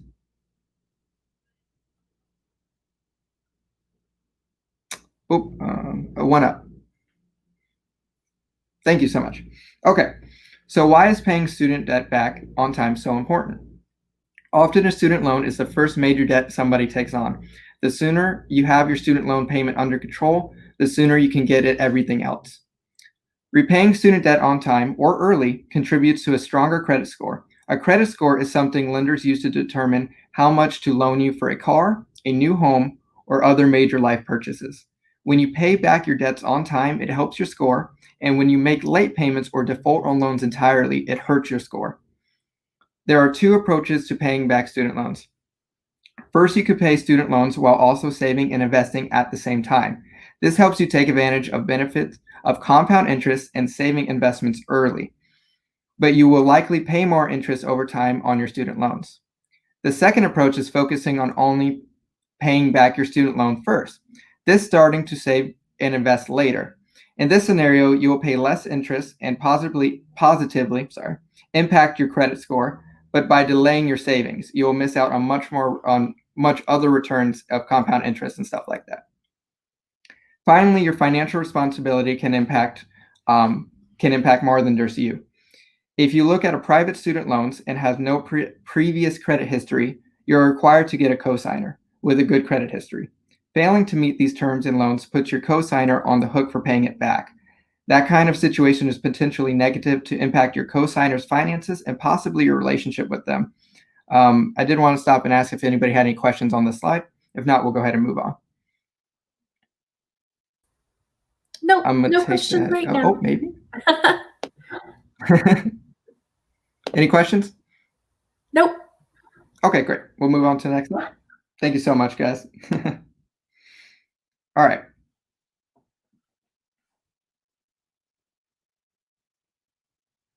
Yeah. So to formulate a repayment strategy, it helps to understand the type of loan you currently have. Federal and private student loans are set up differently. The repayment options may also be different. Federal student loans are more popular because they don't require a cosigner, and they are issued by the U.S. government. The interest rate is fixed, and sometimes they're lower than private loans and much lower than credit card interest rates. And payment options aren't due until you graduate, leave school, or change enrollment status to less than half time. Subsidized and unsubsidized loans are available, and you might be thinking, what is the difference? So subsidized loans are available to eligible students based on the financial need. The government makes some of the interest payments in subsidized loans, meaning that you will borrow what you borrow, you will owe less on in the end. Unsubsidized loans are available for students who do not meet the financial needs and requirements. The borrower is responsible for all the payments. Some federal student loans offer protection like income-driven repayment plans or loan forgiveness for those who work in certain public service professions. I do want to give a quick disclaimer here. In these COVID and times with COVID-19 and going on, there was a presidential executive order. Interest on student loans through federal agencies have been indefinitely suspended during the COVID-19 health crisis as of March 13th. So that can help, a lot of people going forward right now. They will put it back. It's just they don't have a time frame yet. So private student loans are issued by a bank such as PNC, a credit union, or other private lender. Either a fixed rate or variable rate loan options may be available. For a variable rate loan, the rate may fluctuate over the life of the loan. Rates for a private loan may be higher, lower, or comparable to the federal loan. However, there is no subsidies or repayment plans such as income-based repayment for private student loans. Okay, we can go on and go ahead and go to the next slide, please. Thank you so much. All right, so now I'll go over to options that are available to everybody. We can go to the next slide. So here are 4 common types of repayment for federal loans: standard repayment, graduated repayment, extended repayment, and direct consolidation. A full explanation, including options for those with financial hardship, are available online at studentaid.edu.gov. That's a good link to go to if you have federal student loans. It gives you all the information you might need to look into repaying those and what options you can have available to you. All right, but we'll discuss these at a higher level right now. Then you'll select one depending on your current income and expenses, which impacts how much you can realistically pay each month. So each one, are a little different. You have to pick which one works best for you. Standard repayment. This includes fixed payments to ensure loans are paid off in 10 years. This option will help you pay down your loan faster and will result in less interest being billed. Graduated repayment plan. This option is available to qualified students who borrow through the Federal Direct Loan Program or the Federal Family Education Loan Program. The plan features reduced initial payments and gradually increases every 2 years to ensure loans are paid off in 10 years. This option will help pay down the loan faster with less interest being paid and is an extended repayment option. But you have to be prepared for payments to increase every 2 years. So that one is good for people who want to get it done within that 10 years and want to start off low, but it will gradually get higher. The extended repayment plan. This includes fixed or graduated payments to ensure loans are paid off in 25 years. That's the big difference, is instead of 10 years, this one's 25. This option takes longer for you to pay back more interest and has lower monthly payments though. So it's a trade-off, whichever one works best for your financial needs at the moment. Direct consolidation loan. This allows the borrower to combine multiple direct federal student loans into a single monthly payment. The trade-off there is you can have all your debt in one place, but your interest rate could be higher or lower depending on your credit score and stuff like that. So you have to explore the advantages and disadvantages, especially with a direct consolidation loan. All right, so we'll go on to the next slide, please. All right. As a future college graduate, or maybe you graduated college already and this might be useful to you, you're likely already making payments even if you were able to defer payments for a while. After a quick overview of your options, if you have a private student loans. So we're going to go over the private sector now. I just went over the federal one. This is if you get a private student loan. A standard repayment. This includes scheduled monthly payments to ensure loans are paid off in time period you agreed with your lender, usually between 7 and 15 years. This option helps you pay down your loan on time, saving you interest and strengthening your credit. The additional payment option is usually preferable if you can manage it, but not everybody can, and that's understandable. If possible, paying more than what is required each month can help you pay off your loan early, save you more interest, and gain and contribute favorably to your credit history. However, you might wish to consult a financial advisor on whether to focus on paying off your student loan or paying off another debt that is higher with a higher interest rate, like a car loan or credit card. You also would want to look in contributing money to long-term savings that may offer a higher interest rate than your student loan if you're going to make additional payments. It's all based on your personal situation. Deferred payments or forbearance options for both federal and private student loans. There are a few limited options that may be available for specific circumstances. These include, but are not limited to, economic hardship, military deployment, or cancer treatments. You can usually get a deferment on your loans, even if it's personal. So it's good to know that those options are available if life happens. We can go ahead and go to the next slide. All right, awesome. Another repayment strategy is refinancing. You can refinance private student loans and refinance federal student loans with a private lender. It can be beneficial, but it is fairly unutilized. It's not very common that people refinance their student loans. I actually wanted to ask, how many recent graduates do you guys think have refinanced their educational debt to save money? I'll open that up to you guys to take any guesses. I have no idea. No. You have no idea?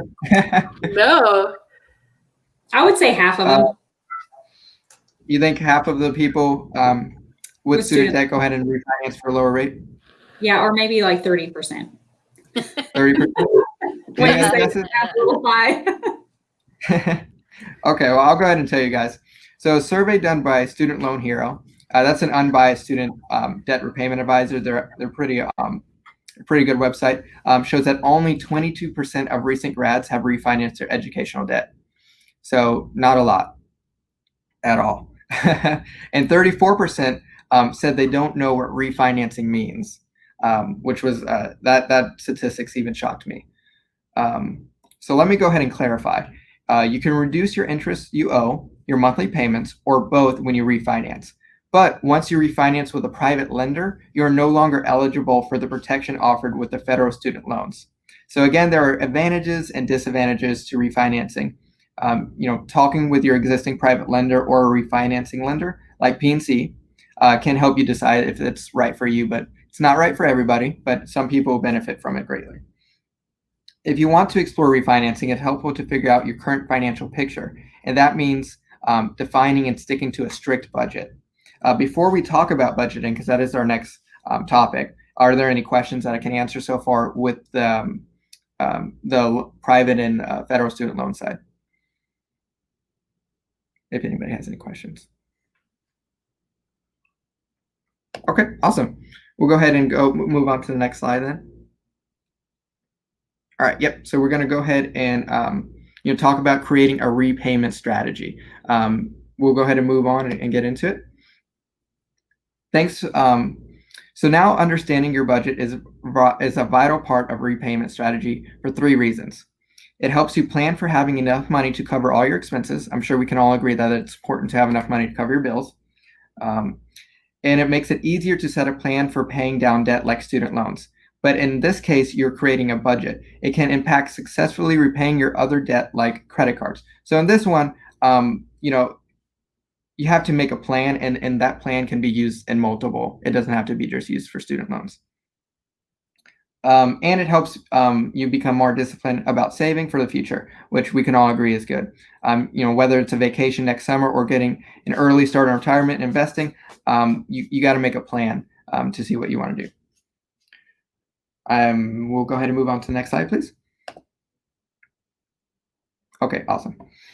If you haven't created a budget before or haven't looked into yours for a while, here are some strategies that can work for you. So you start by finding a tool that you like. There are plenty of online options and mobile apps available. Most people, have a bank, and most banks have an online app. For example, if you have PNC Virtual Wallet, you can use the money management tools to help you with budgeting. If not, there are digital apps like Mint and NerdWallet. They are also really helpful with keeping and tracking your expenses. Then you gather in general spending information.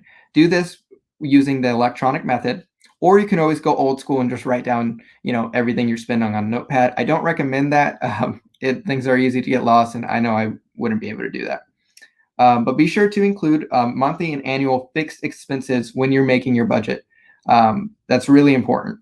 Like student loans is a good example, or rent and stuff like that doesn't change.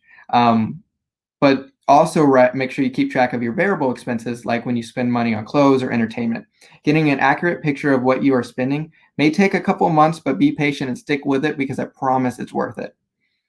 All right. And the last thing is, then if you see the need for some updates afterwards, you have to allow yourself that time and flexibility to make adjustments based on what you've learned, through the couple of months of writing this budget. So, you think you can pack a lunch more often instead of eating out. You can save a lot of money making small changes and apply it towards your student loans and other debt. So, you look at where you can be flexible and apply that savings to your loans and debt. Or does it make sense to shorten or postpone a vacation? You just have to find out what works for you with being flexible. We'll go ahead and move to the next slide. All right, awesome. So once you have a better picture of your existing finances, to try comparing it to the general 36-28 rule. This rule is really useful, and a lot of people use it to really help them and get out of debt, which says when debt should be no more than 36% of your gross income, and housing should be no more than 28%. It's pretty important to stick with that. I know sometimes specific circumstances don't allow for that, but you do the best you can. If you are a recent graduate, you may also be responsible for certain expenses you weren't in the past, like your cell phone bill, car insurance, if you had a parent covering that while you were in school. You may want to start thinking about this now early if they are still paying that. That might include renting or buying less than you can afford and applying that savings to other areas in your life. But the 28-36 rule, it really helps. All right, so we'll go ahead and move to the next slide. Did anybody have any questions about that 28-36 rule? No? Okay, awesome. Just want to make sure. All right. So here we say creating a repayment strategy, prioritizing payments. It's really important to prioritize which payments to go after first. If your only debt is a single student loan, then you can focus exclusively on paying that off. However, most people like myself have more than just their student loan debt. You can have credit card balances, car payments, even a mortgage. And then you want to strategize about what to pay off first.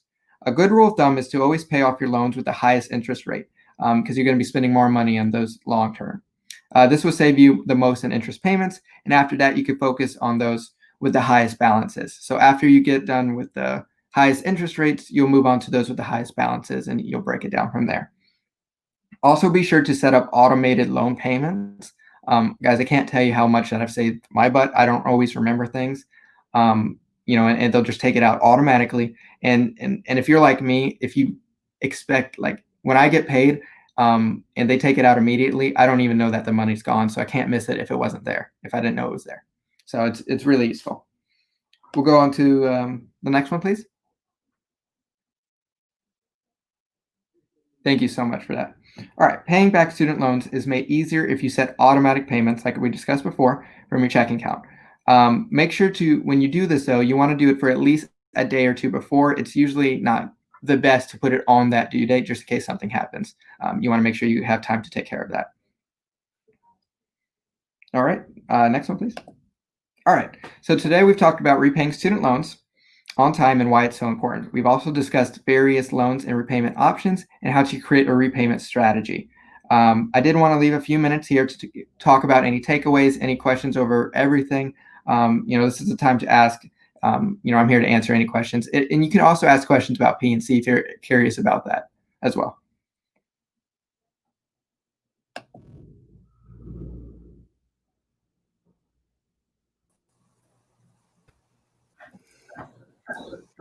Hi. Hi, I see. Okay, hi. I see you guys. Did we have any questions? Got anything I can cover? We don't have any right now, but I'll remind people in the chat that they can submit them, and I'll let you know if any pop up. Okay, awesome. So we'll just go over and then after that we can just go to the next one. I'll go over the key takeaways and then I'll ask if anybody has any last minute questions. We'll be done. Okay, perfect. Awesome.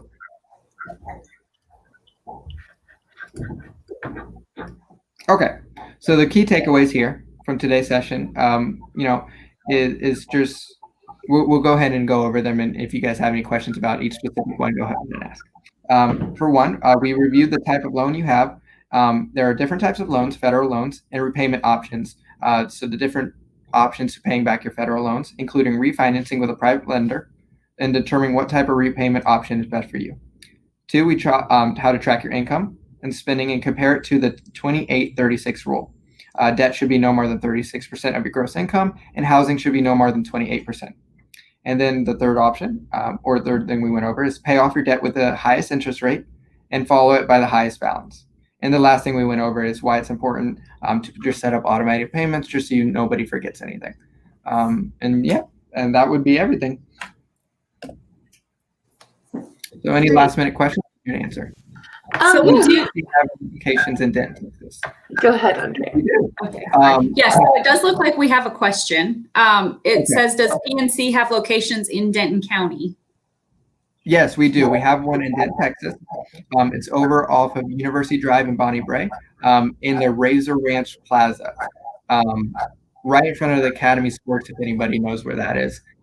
It's really close to UNT, and I think it's even closer to TWU. Okay. it doesn't look like we have any other questions as of right now. So I just want to thank you so much for getting on here and presenting for us today. I think you provided a ton of useful information and went into a lot more detail about the student loans and interest and how to strategize on paying those off. So we really appreciate it. And so we just want to thank you, Sean Buckley with PNC, for coming and providing that today. Yes, of course. I was really happy and really excited to be a part of this. Yeah, I'm really happy that I got in front of you guys and was able to speak on this. And I know this is a lot of useful information that some people might needed to hear.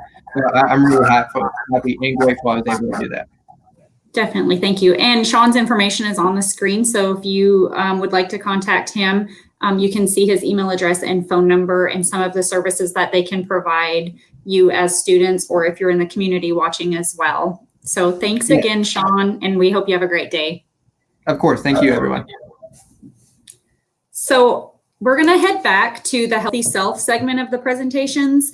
And our next presenter is Brooke Harden, and she's the owner of Fearless Nutrition on Parker Square near the Flower Mound NCTC campus. And we're going to talk a little bit more about health and nutrition in more detail.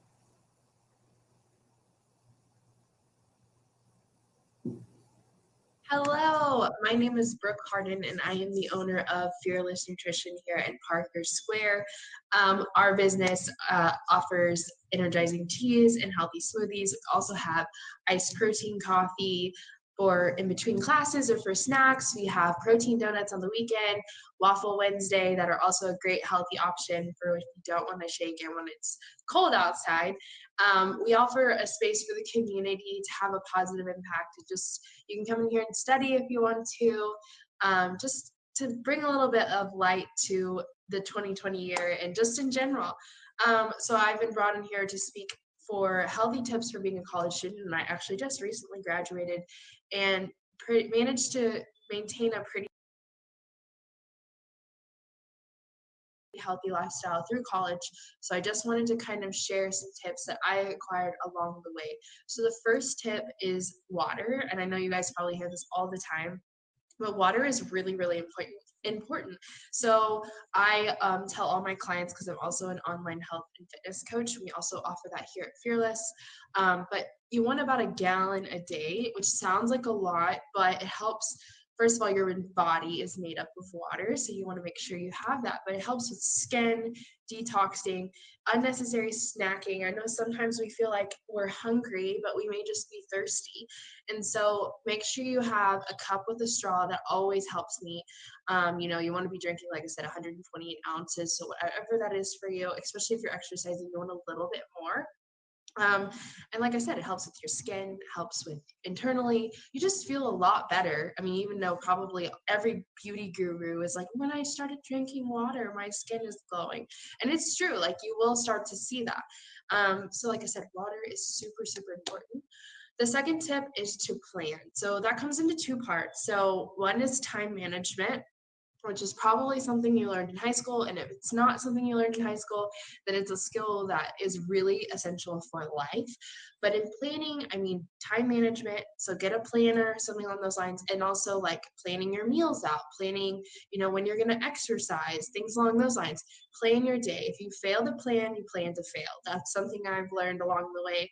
So like I said, in meal prep, that's a very quick and easy way to make sure you have options available for you in your fridge. If you live at home, in your car, if you have like a healthy snack you can go for, rather than just going through the drive-through or something along those lines. We do offer healthy options here as meal replacement shakes, but if you're somewhere else or something along those lines, making sure you're setting yourself up for success for whatever goal you're looking to achieve.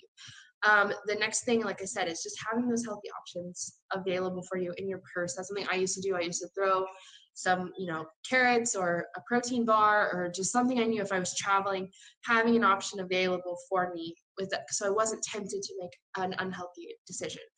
And then, like I said, time management. Plan those classes in there. And this also goes into other parts of what I'm going to talk about. Have a planner, either digital or physical, and write in your necessities. So sleep, meal prep, meal plan, when you have classes, homework time, so that you are prepared and you don't feel overwhelmed and have stress and anxiety, which is also an essential part of being healthy, to reduce that so you don't feel overwhelmed. The next part, I kind of hinted at it, was exercise. So you don't have to go balls to the wall at a CrossFit gym or things along those lines, but exercise is extremely important, especially as a college student, because we're either kind of sitting or we're doing some kind of homework, and we're very lethargic in a sense throughout the day. You're sitting, just like office work. So you need to get your body moving, even if it's outside for a 30-minute walk, which I always recommend going outside because vitamin D has a lot of essential, things for your body as well. The sun is good. And then also, like, you want 30 minutes a day. That's it. I mean, of course you want to go as much as you can, but 30 minutes a day, either at the gym, outside, whatever works for you, kind of just allows you to enjoy the weather. That's something, and take a break from studying for a little bit. And then the next thing I kind of hinted on with the time management is sleep. So I know as a college student, it may seem really hard to get those hours in of sleep, but when I was a college student, I literally would cut myself off at 10 o'clock, which sounds really early, but your circadian rhythm you have in your body, it needs to be honored, and you want 7 to 8 hours. That helps with brain function. It helps you not crash. And I know when I was in college and I had those snack tendencies, they used to be in the evening.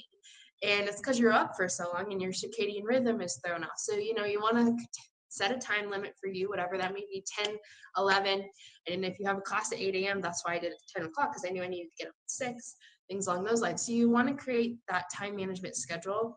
And of course, like on the weekends, if you want to hang out with friends a little bit later, that's totally fine. But Monday through Friday, make sure you have that, honor that 7 to 8 hours of sleep.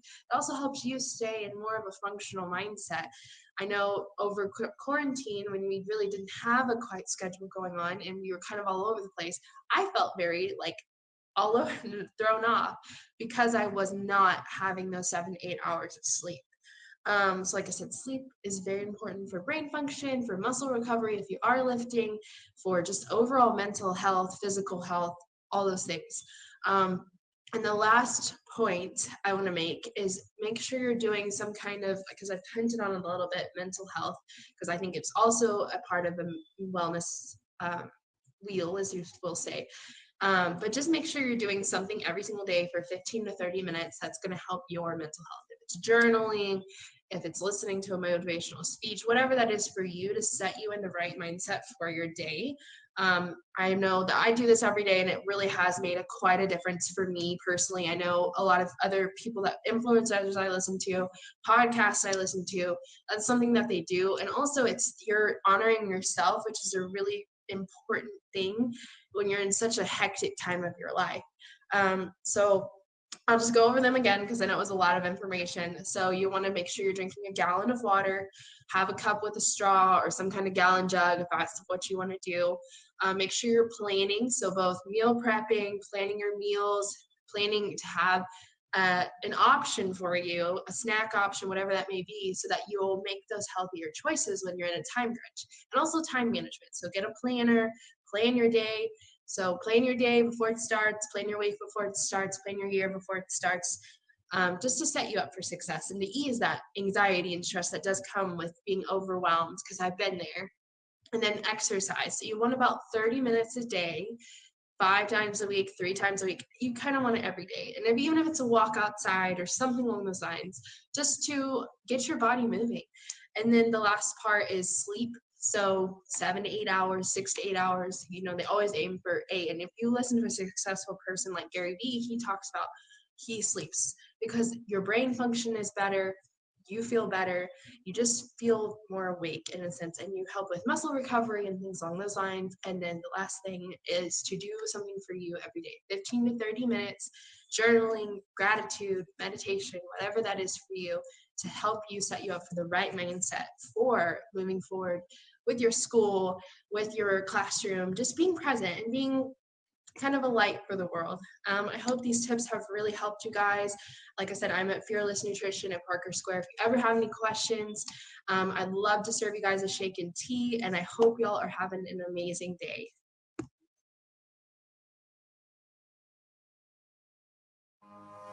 Hi, we're the Cry Sisters. I'm Chelsea. I'm Cassidy, and we're campers in Waco. And I'm Callie. I'm a camper in the DFW area. 4 years ago, we started CG. In high school, we were always athletic. We really liked the competitive nature of it. And growing up playing sports and with sisters, we always were competing. And so it really was a nice transition for us. The CG community is so awesome that even when they're not there at the workouts with me, I feel like somebody's there to push me. The person beside me feels like family because they know me, they know my goals, and they push me just like they would, which is pretty hard. We're pretty competitive. And so we know when we're like slacking and when we're having an off day. Sometimes you just don't say it, and sometimes you're like, a little slow today, aren't you?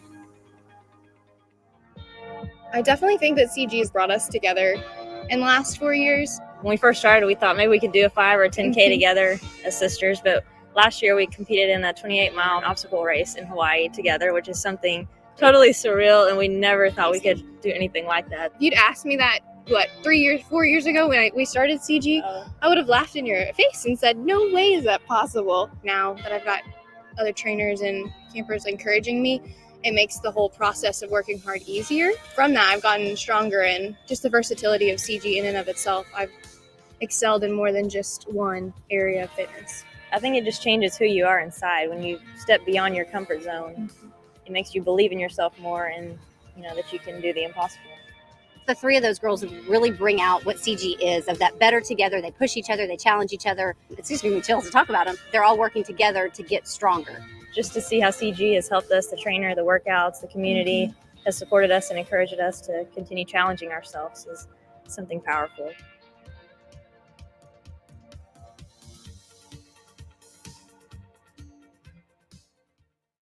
Camp Gladiator is offering free workouts till 2021 when you sign up for a Bold membership now. We have several options in Gainesville on weekdays and Saturdays, including some local virtual options. Join us today.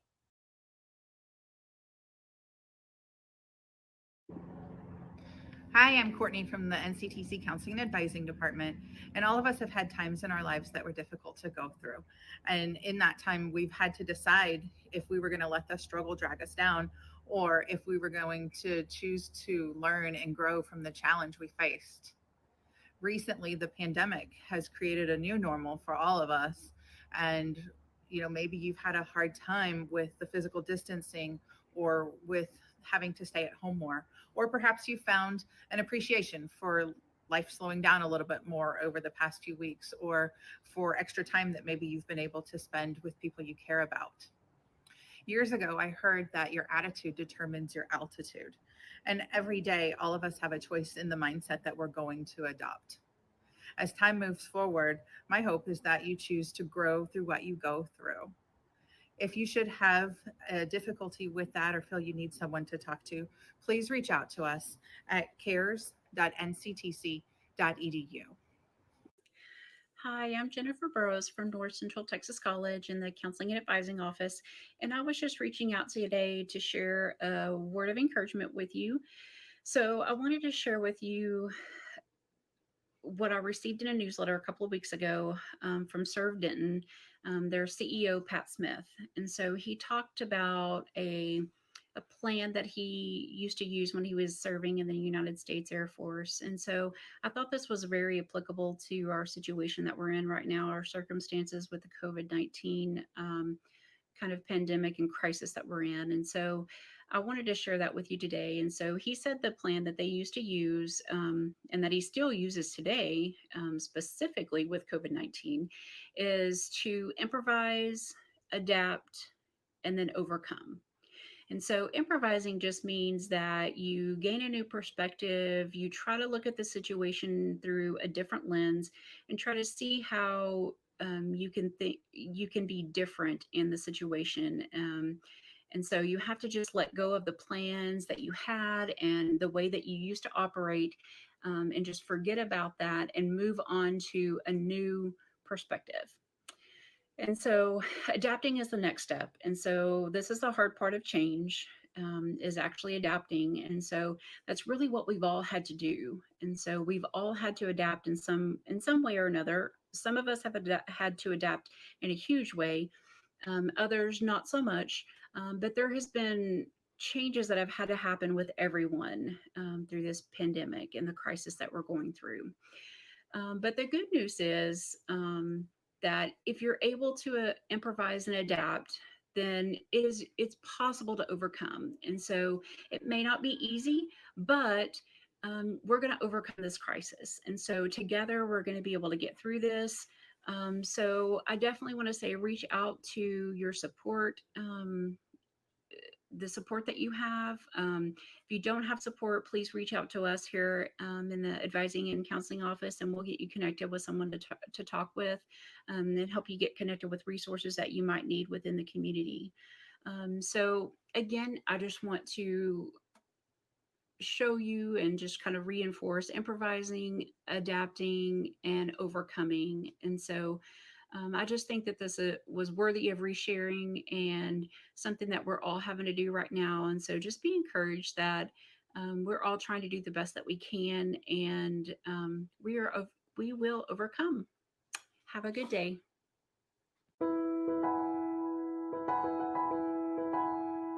Hi, May is Mental Health Awareness Month, and we're wanting to share with you some of the ways that NCTC faculty and staff practice self-care.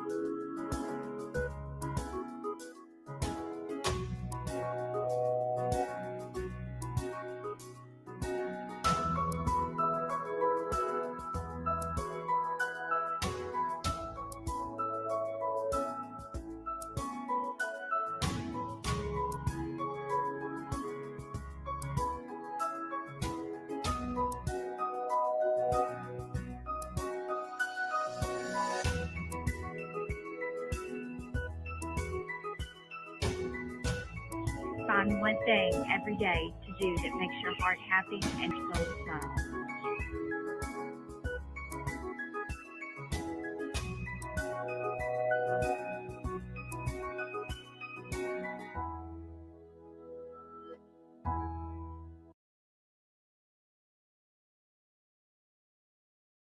Hello, my name is Phyllis Finley, and I'm the Community Outreach Coordinator for Denton County MHMR Center. Denton County MHMR Center serves as your local mental health and intellectual and developmental disability authority for Denton County. We serve children as young as 3, adults through the lifespan, and for ongoing regular services, if you have Medicaid or no insurance, we can be your provider. I'd like to start off with talking just a little bit about crisis services. Our hotline is available 24 hours a day, 7 days a week to anyone in a psychiatric crisis. And that would apply to anyone as young as 3. So our hotline number is 1-800-762-0157. And we can coordinate doing a risk of harm assessment if that is needed. We define a crisis as someone who is having thoughts of suicide, homicide, maybe both, or they've deteriorated to a point where they're a risk of harm to themselves or others. So again, that's a 24-hour service. We're doing all of our risk of harm assessments over the phone at this time due to COVID-19. All of our brick and mortar facilities are closed until the end of May. That is certainly being reevaluated ongoing. But our psychiatric triage facility, that is a walk-in crisis facility, is closed right now. So you would get the risk of harm assessment over the phone at this time. So anyone you know that is in need of that service, that is still available, still accessible to you 24 hours a day. Just make the hotline call and someone will call you back and see what's going on and coordinate care after they do the assessment to see what's going on. For regular ongoing services, you call that same hotline, 1-800-762-0157, and set up an intake. Intakes are being done over the phone as well right now. And the intake will, part of that will include an assessment that will determine what level of need that you have, and that will also dictate the services that are rendered to you. based off of that. So we serve again in regular services, children 3 and adults through the lifespan. If you're looking for intellectual and developmental disability services, our interest list number for HCS, or Home and Community-Based Services, is 940-565-5277. There's an estimated 12-year interest list wait at this time for that service. You can call the intake coordinator. There are some standalone services through general revenue that can be offered a lot faster than that. And that number is 940-565-5249. So if you have a loved one that has an intellectual and developmental disability, definitely call that number and they can help direct you, point you in the right direction. So another thing I wanted to kind of talk about is, the difficulty of this situation that we're all in, and maybe some things that you can do to take care of yourself during this really difficult time. It's been hard for me too.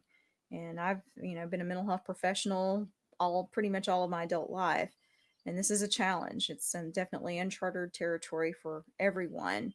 So I hope that everyone is taking care of themselves by doing things that are kind for themselves every day. Simply as making sure that you take a shower, watching what you put in your mouth, eating healthy as you can, and allowing yourself the grace to not eat so well on some days. Exercise can be very, very helpful. So setting boundaries with friends and family members, being sure that you're reaching out to someone every day, even if it's just a coworker. But definitely you want to physically distance, not socially distance. I never have liked that term. So you need to be sure that you're checking in with your social network, whether it be through some virtual platform or phone calls. Those can be very instrumental in helping you get through these very difficult times that we're in. And maybe considering doing something for others as well to get out of your own head if you're really, really struggling. And it can be as simple as I noticed some youth put some painted rocks with very hopeful messages on the running trail that I run on, or writing things in chalk or doing art and hanging it in your window. That can be for others or for delivery people, and definitely celebrating them, sending emails, sending letters to individuals that are in the nursing homes.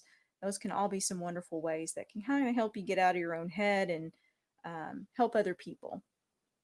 So I hope that this has been somewhat helpful. And if you need us, definitely Denton County MHMR Center is here for you and to support you. I know this is hard, but it's going to end. It's not permanent. It is going to end. We're going to get through this, and we're going to get through it together. So please, please, please take care of yourself and reach out if you're not doing well. And it's okay to not be okay. So definitely reach out if you're not, or connect others to getting the help that they need if they can't do it on their own. So be well, be safe, and take care. Thank you, Phyllis. And thank you to everyone who had submitted videos so far for our Healthy Self. I love what Phyllis said about if you can't even do something for yourself, maybe do something for someone else. I think that was a great suggestion because it does make you feel better.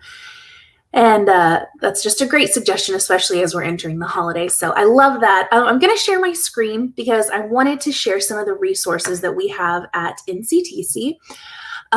We had a virtual Healthy Self Days not too long ago and put together this page. And so I wanted to share it with you. There it is. Yes, so you can find this at wellness.nctc.edu. Like I said, it was our virtual Wellness and Healthy Self Week, but these resources are going to stay up, indefinitely on our page, and we're only going to keep adding to them. So you'll find all kinds of resources here. We can see we've got videos from health services in North Texas, workforce solutions, counseling. Shine On is a really cool resource near our Graham campus where they help women transitioning. They're faith-based, just a great organization. Choices, Young County, Catholic Charities. We heard from Grace Lake Rain yesterday. Their resource video is here as well. Phyllis's video is here. Renee Lawson has sent this. And then we also have resources for your mental and emotional health. I strongly encourage you to visit this website, scroll down. We've got some of the financial wellness information that we heard about this morning. You can also find some financial FAQs on this page. If there's, something that you had questions about your rent, or some more questions about those student loans and some of that kind of stuff. We had someone just ask for students who are single parents, what type of mental wellness do you suggest? And I'll bring the panel on to answer, that question some more. But I do want to remind you that we have an affinity group for our for students who are also parents or have children living in their homes.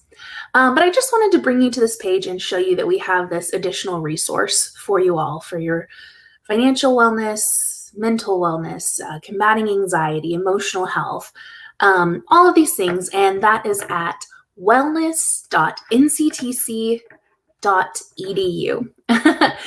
So let me bring back the rest of my panel and we can talk about mental and emotional health a little bit after those awesome videos. Yay. We always get that the question, I'm a single parent, what can I do to help myself as well as my children? And that's a very good question. So I'm going to defer to my colleagues who have children. I have two babies, as everybody knows. They're Ginger Elizabeth and Chip Anthony, but they have 4 legs, a tail, and they bark. So I'm not the expert in the field, but I would like to hear from Jeanette and Andrea, because they do have children, and even you, Elizabeth, to see how you adapt. Andrea, you're single. Yes. Jeanette and Elizabeth, you're married, but still, those are helpful tips. So my helpful tip is to get a baby. A baby is, when I say 4 legs and bark and has a tail, because that's my relief when I get home. That's what I do, and that brings me a lot of mental health wellness.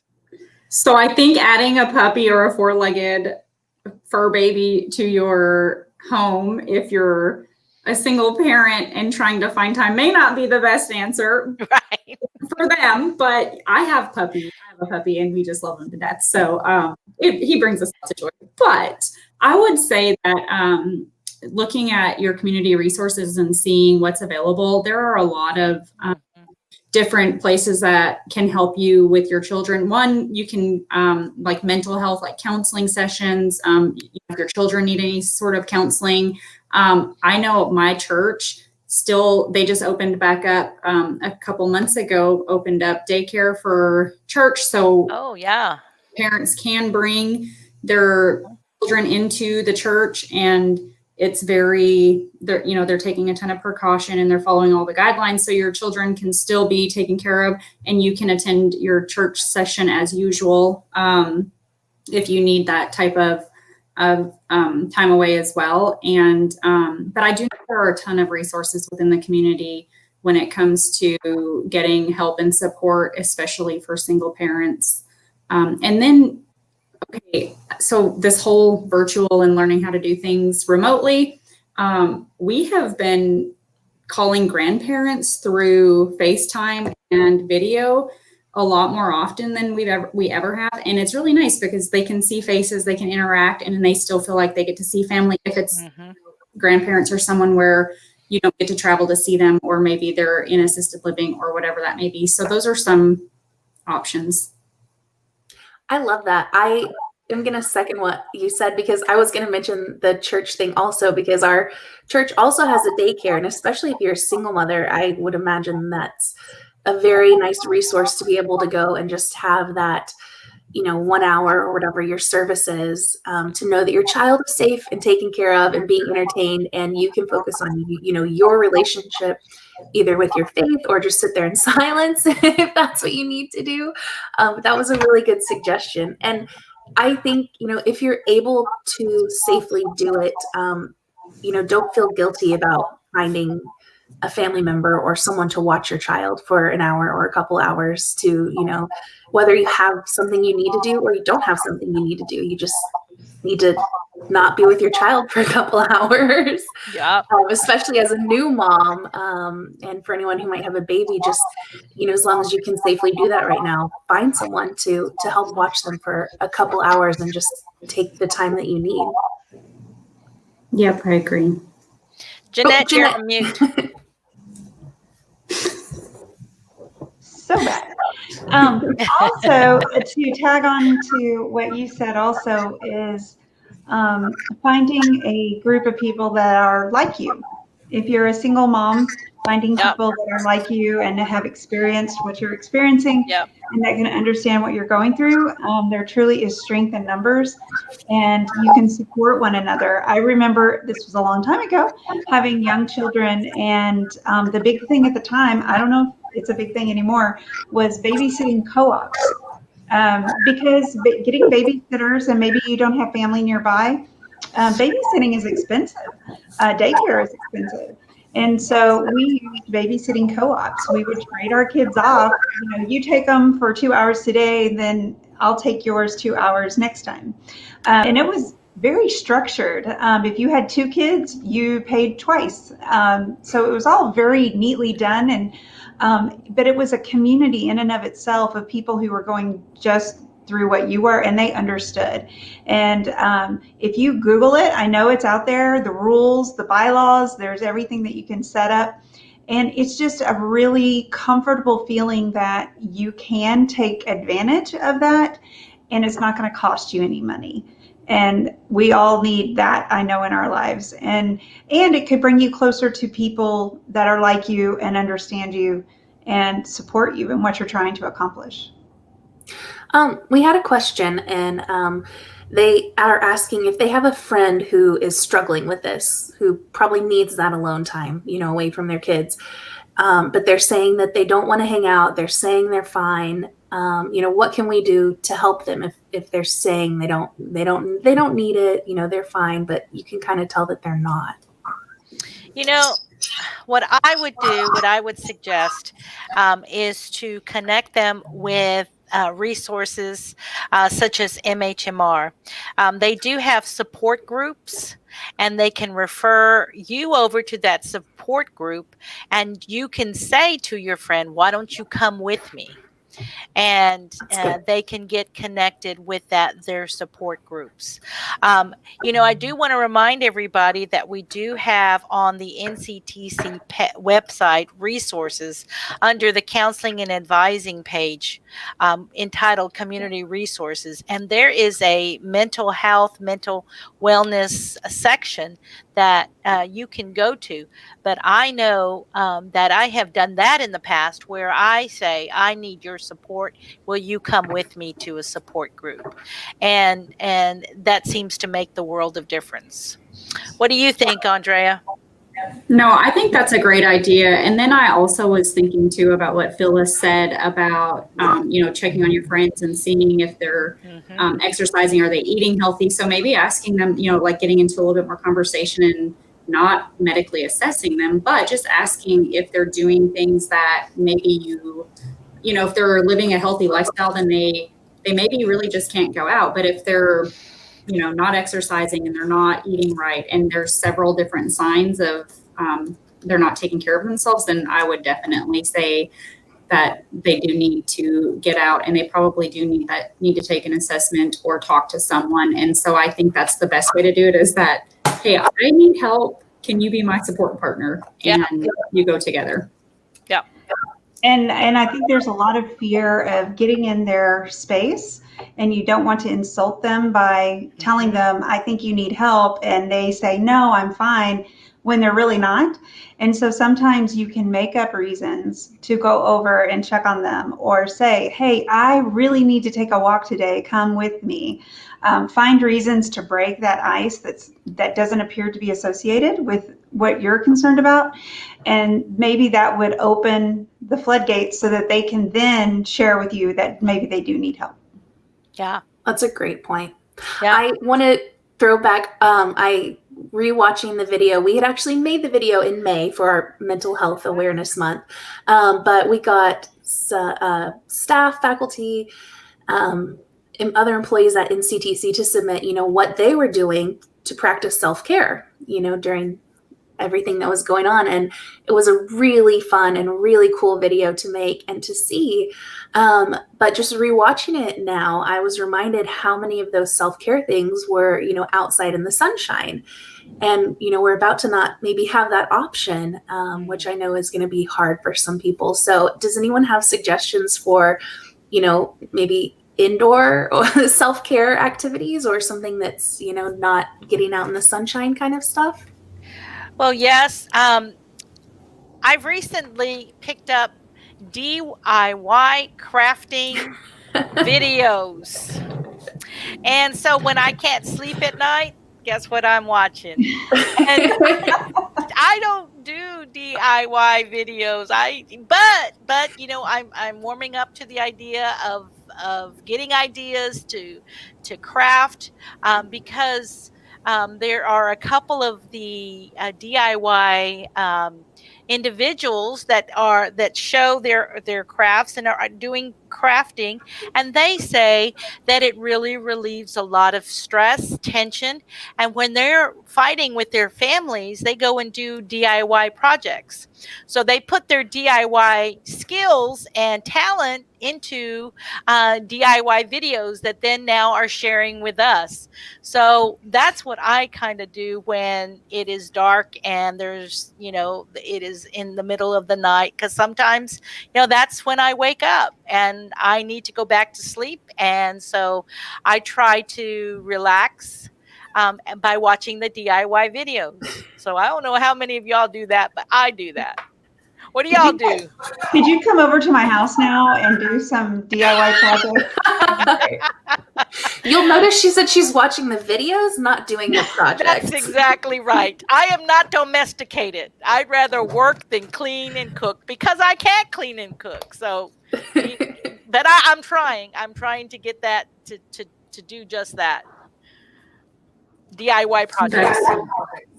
I think audiobooks are really good too. I mean, yeah. you can pick what you want to listen to. And, some people aren't big readers, but there's so much with audiobooks now that you could always listen to those any time of the day.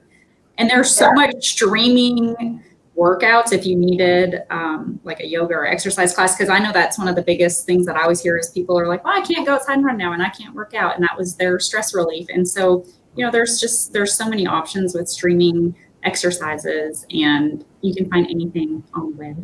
Do you work out at home, Andrea? Yes. See, so you don't need a lot of anything to work out. All you need is your phone. Yep. Right? Yes, that's correct. And I know, because during COVID, I tried to do that same thing, is to get those videos up and get myself moving in the morning. And sometimes I was successful and sometimes we weren't. But we heard it's okay to say we're not feeling up to it, and sometimes I would say I'm not feeling up to it, but that was an excuse not to do it. So once I got up and got moving and committed to that workout, I felt so much better. I don't know, but working out, I think, is the key to when you're not feeling where you need to be, because you get those endorphins, and you don't have to run in your living room. You can walk fastly. You can use, canned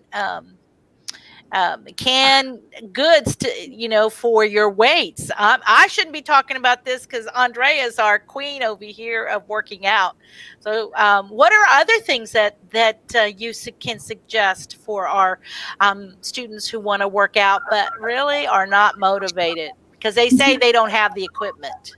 So body weight is like just fine. You don't even have to have anything. Your own personal body weight is enough to be able to do a workout. So you might do some arm raises or whatever and not have weights, but a lot of it is, planks and lunges and squats, and you can do air jump ropes and things like that to get your heart going. So there's like so much that you can do, and you don't even actually have to have any equipment at all.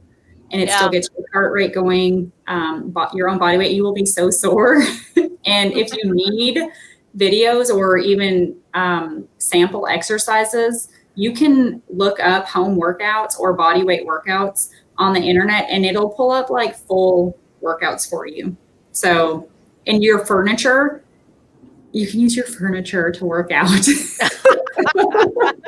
That's a good point, Andrea. Yep. I So think there's go ahead, the best thing I saw was, when I am most successful at working out, it's when they're short. Because sometimes yeah. I'll see 45 minutes or more, and I'm like, I don't have time for that. And so over the spring and the summer, when my kids were at home, we would do the challenges, the quick challenges. And so you do 10 planks, 10 push-ups, and 10 squats every day, and then for 4 days, and then you do 20, and then you get all the way up to 60.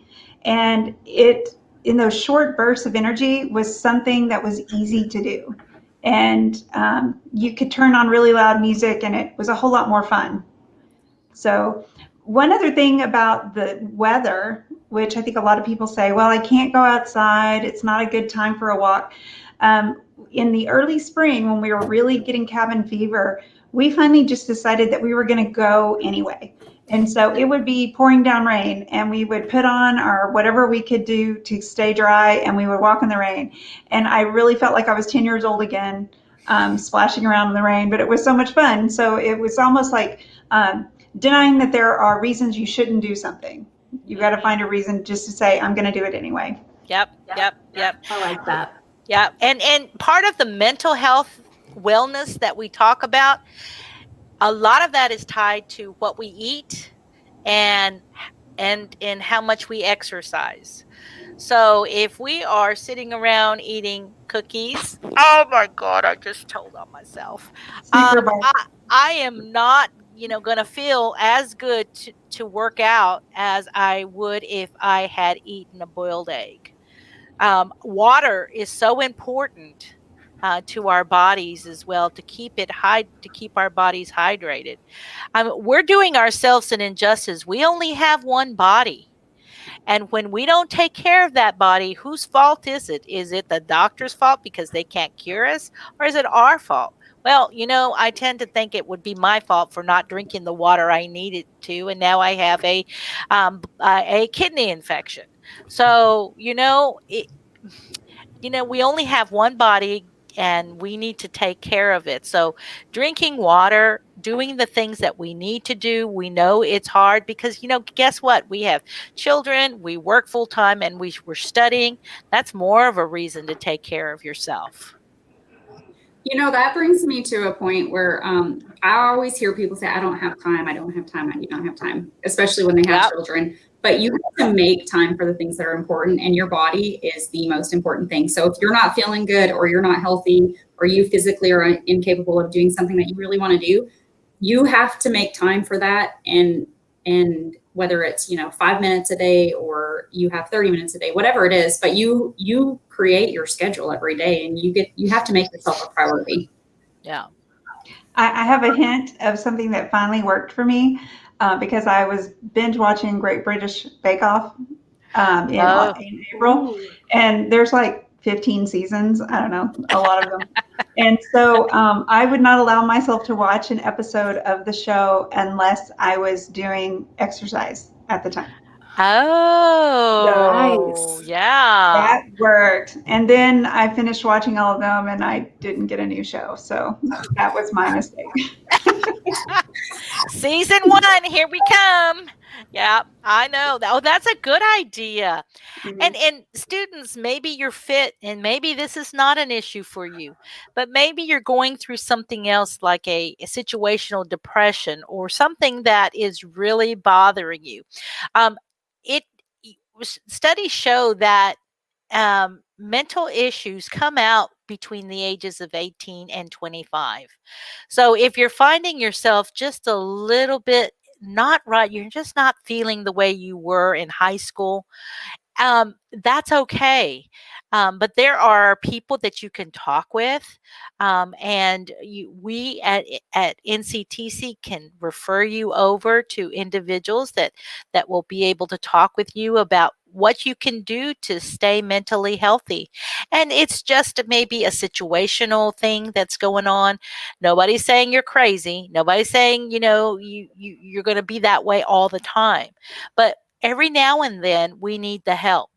We need to talk to somebody. If you're not talking to somebody and you're not feeling just right, then that's the time you need to talk with a professional that can give you the skills and the tool set that you need to be successful. Because when you go on to another university, whether it's Bellevue, Midwestern State, TW, or UNT, you're going to need those skills to cope with whatever it is that you're going to cope with, because stress drains your body of all sorts of chemicals that you need to function correctly. And so we have to replenish that stress. And I encourage a lot of the students who come and talk with me to find someone, a counselor, who's LPC, licensed professional counselor, to talk with, so that they can give them skills that they feel are necessary to take on to their next chapter of their life. So you that are 18 to 25 that are healthy and are that do the exercises and are eating well, sometimes stress just brings on a little bit extra that you may not be able to cope with by yourself. So I'm going to suggest that you reach out to us so we can refer you on to someone who can help. Another thing is for mental health is, so I like to think about yoga, but meditation too. So, it really helps you clear your head and think about situations. And so I think that is another great thing that you can do if it's, maybe it's seasonal depression, or maybe it's a once in a lifetime situation and you're just kind of having a hard time. Yes, you probably may need to seek out some help, but meditation can help a lot too. And there's a lot of apps for that, Andrea. Isn't that correct? There are a lot of apps. Yes. And music, like there's a lot of music. There's some apps for, ways to meditate, or things tips for meditating. But you just need a quiet place that's dark and that you're alone and you can just think. So. And in a couple of minutes, we're going to go to our last segment, the spiritual and faith wellness. And for a lot of people, that is so important. But we'll talk about that in just a minute. Elizabeth, are we going on to our next section or segment? Yes. Yeah. Well, Andrea had a great point, and I think that the mindfulness and meditation are such a big piece of this. And so I wanted to go ahead and share with all of our viewers, stay with us. We want you to go ahead and take the next few minutes. We're going to play one of those or a couple of those mindfulness and meditation videos. And listen to what they're saying, focus on what the video is saying. Just take the next few minutes to really relax, decompress, get in a good headspace. And just, these are on our YouTube, our Zen Lion YouTube page. So you can find those. There's tons of the resources like this on YouTube if you want to search for mindfulness and meditation videos. But we really we're going to play a couple of those right now and really want you to, sit back in your chair, listen, and really try to, get to that place of peacefulness. Okay, so let me get one of those going for us.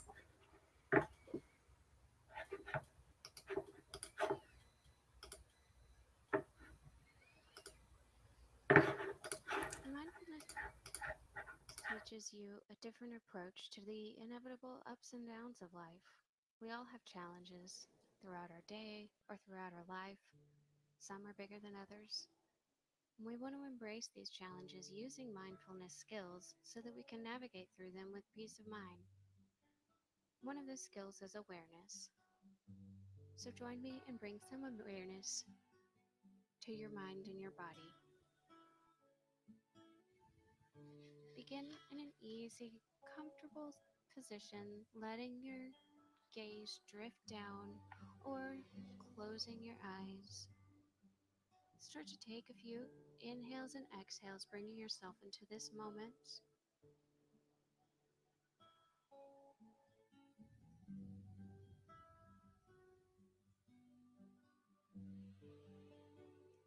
And now let's start to take a nice deep inhale, expanding your lungs in all directions, and slowly exhaling.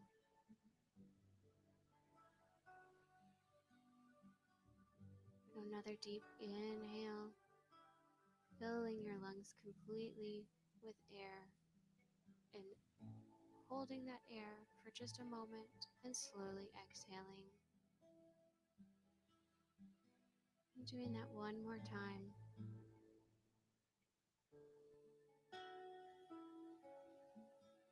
And slowly exhaling.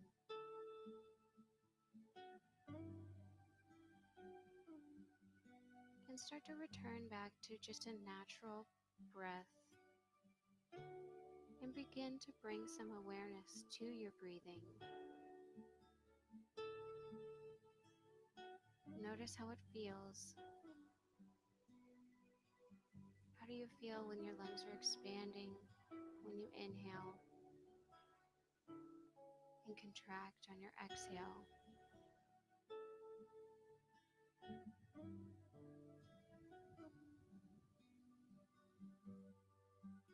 Notice how that oxygen in your lungs fills and travels through your body.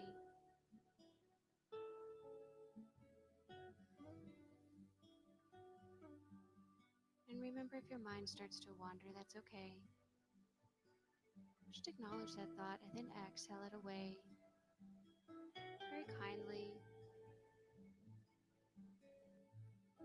As you continue your practice of meditation, your ability to focus on your one thing, your breath, will continue to grow. So bringing your awareness back to that breath.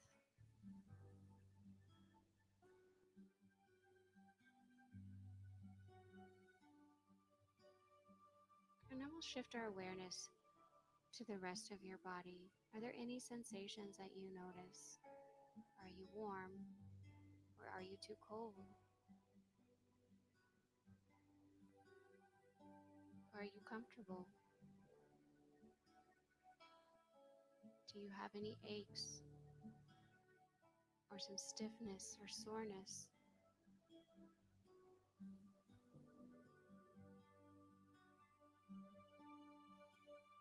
What is that trying to tell you? When things are going on in our environment or even within ourselves, your body is the first place that we can see or feel this. For example, if you get startled, you tense up. That is your body's reaction. Or if you have like a presentation that you might be nervous about, or anything that you feel nervous about, you have those knots in your stomach. That's your body telling you that there's something that you're worried about. Learning to be more aware will help you discover what your body's trying to tell you.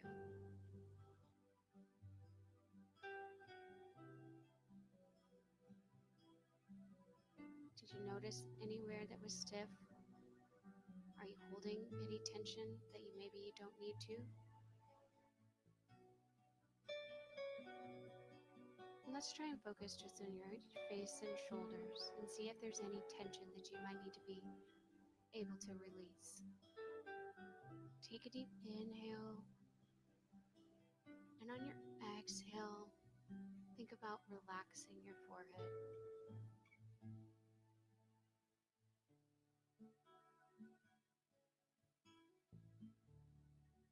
And relaxing your eyes,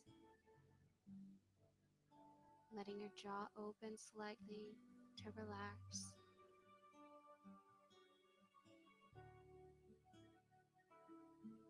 Inhale, opening your shoulders to opposite sides of the room. And exhale, letting them soften as you sit up straight.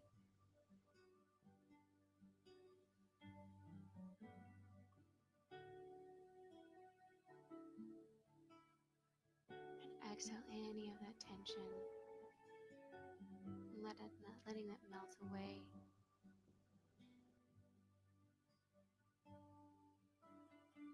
Your spine growing taller as you exhale that tension away.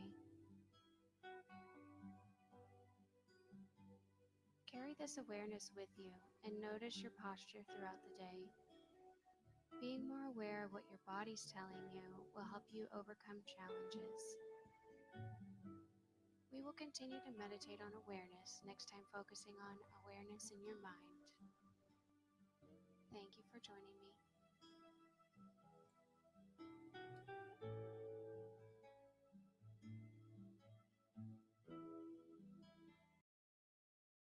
Today in this session, we'll guide you to relax and fully believe in yourself. Have a seat on the ground with your legs crossed and your spine straight, or you can be sitting in a chair just to make sure your posture's nice and tall, crown of your head reaching towards the ceiling, spine lifted. And let's begin by acknowledging your breath with just a natural inhale and exhale to bring us into this moment.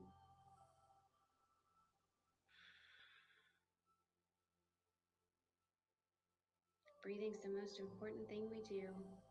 We can't go longer than 2 minutes or so without a breath. Yet most of us don't even notice that we're breathing.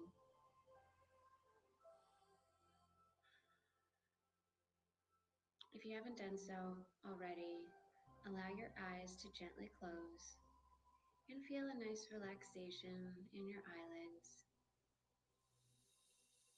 And transfer that down to your jaw and your neck, letting your shoulders relax as you take a few more breaths.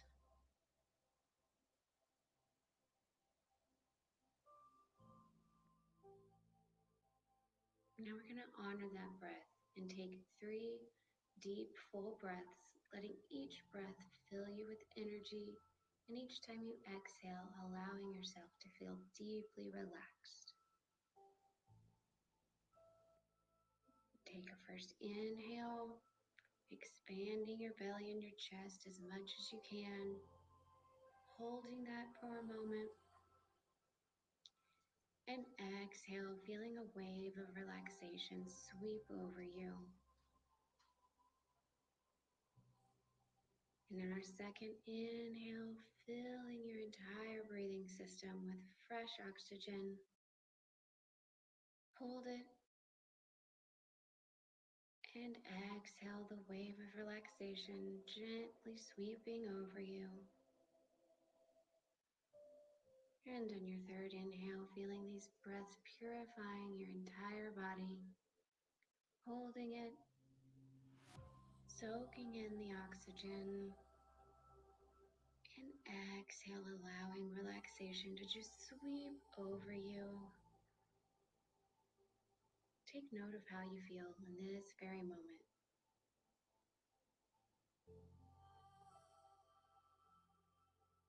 Breathing deeply and fully is an act of self-compassion.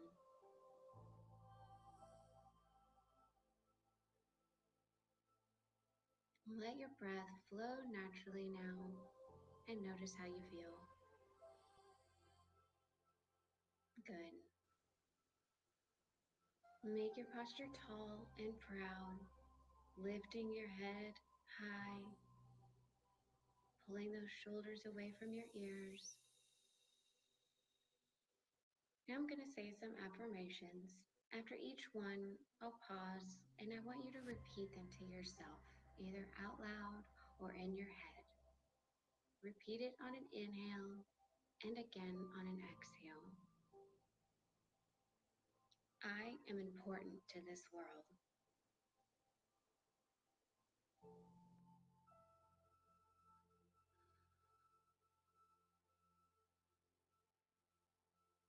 I accomplish things in my own time.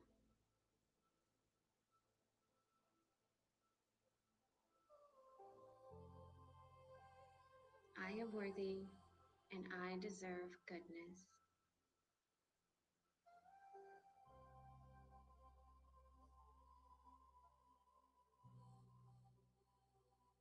When I relax, I can focus.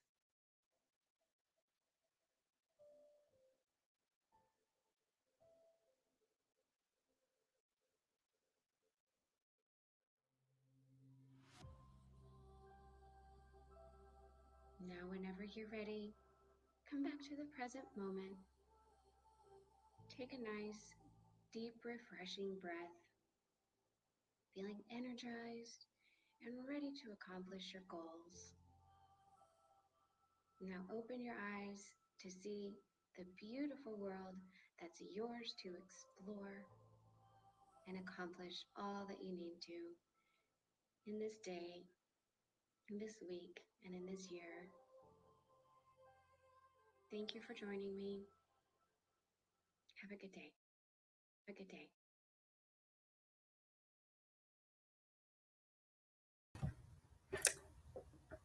Okay, that was awesome. I know you might have had to turn your volume up, so I'm easing back in so you can turn your volume down back to a normal level. That was amazing. I loved that. That was awesome. I'm going to bring back in Andrea to introduce our last video in the Healthy Self portion while I get it queued up. All right, everybody. Yes, that was so peaceful and relaxing. It was a great time in the afternoon to have something like that. So our last person that we'll be introducing is Shelby Redondo, and she is the Family Child Care Coordinator with United Way of Denton County.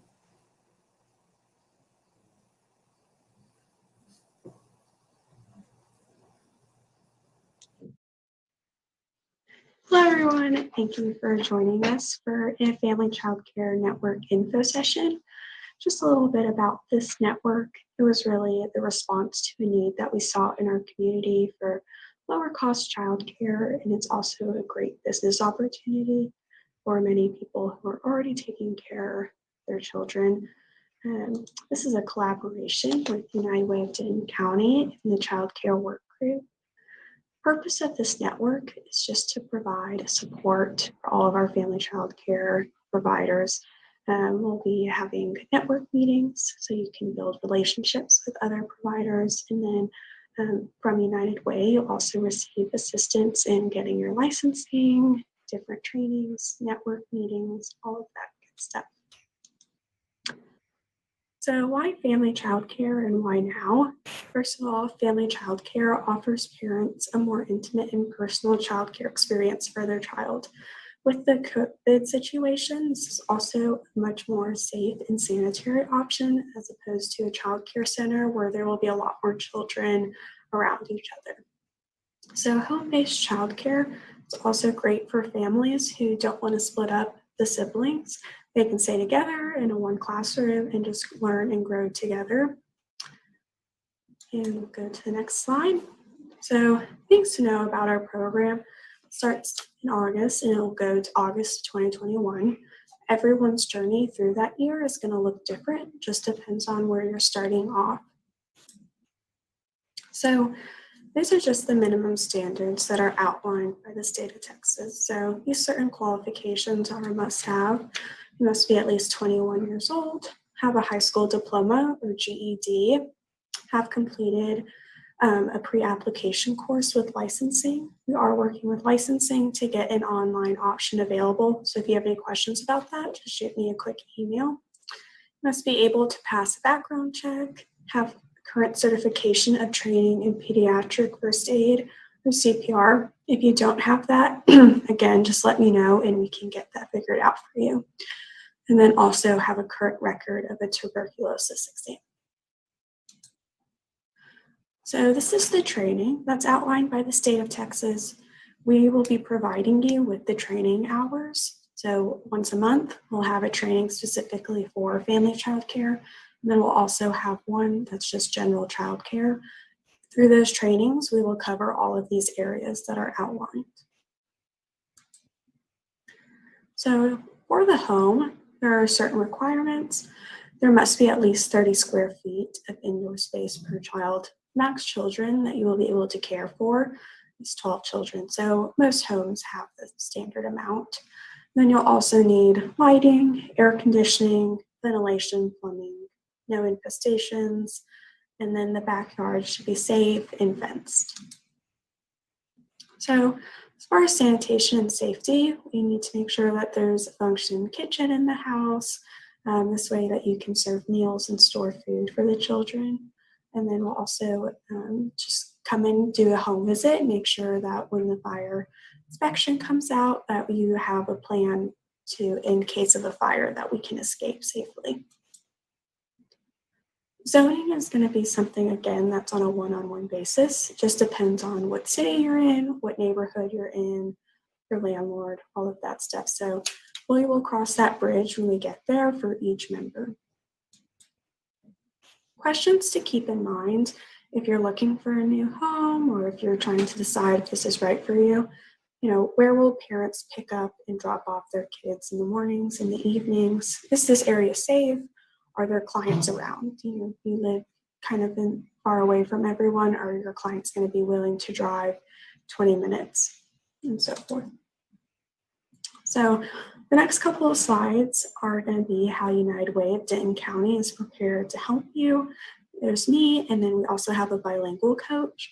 And so we will be doing professional development, help you guys set up on the business aspect of childcare. And then we'll also be doing home visits, model lessons to help you guys implement the curriculum that we have for you. And then practice, feedback. We are really here to support you through this whole process.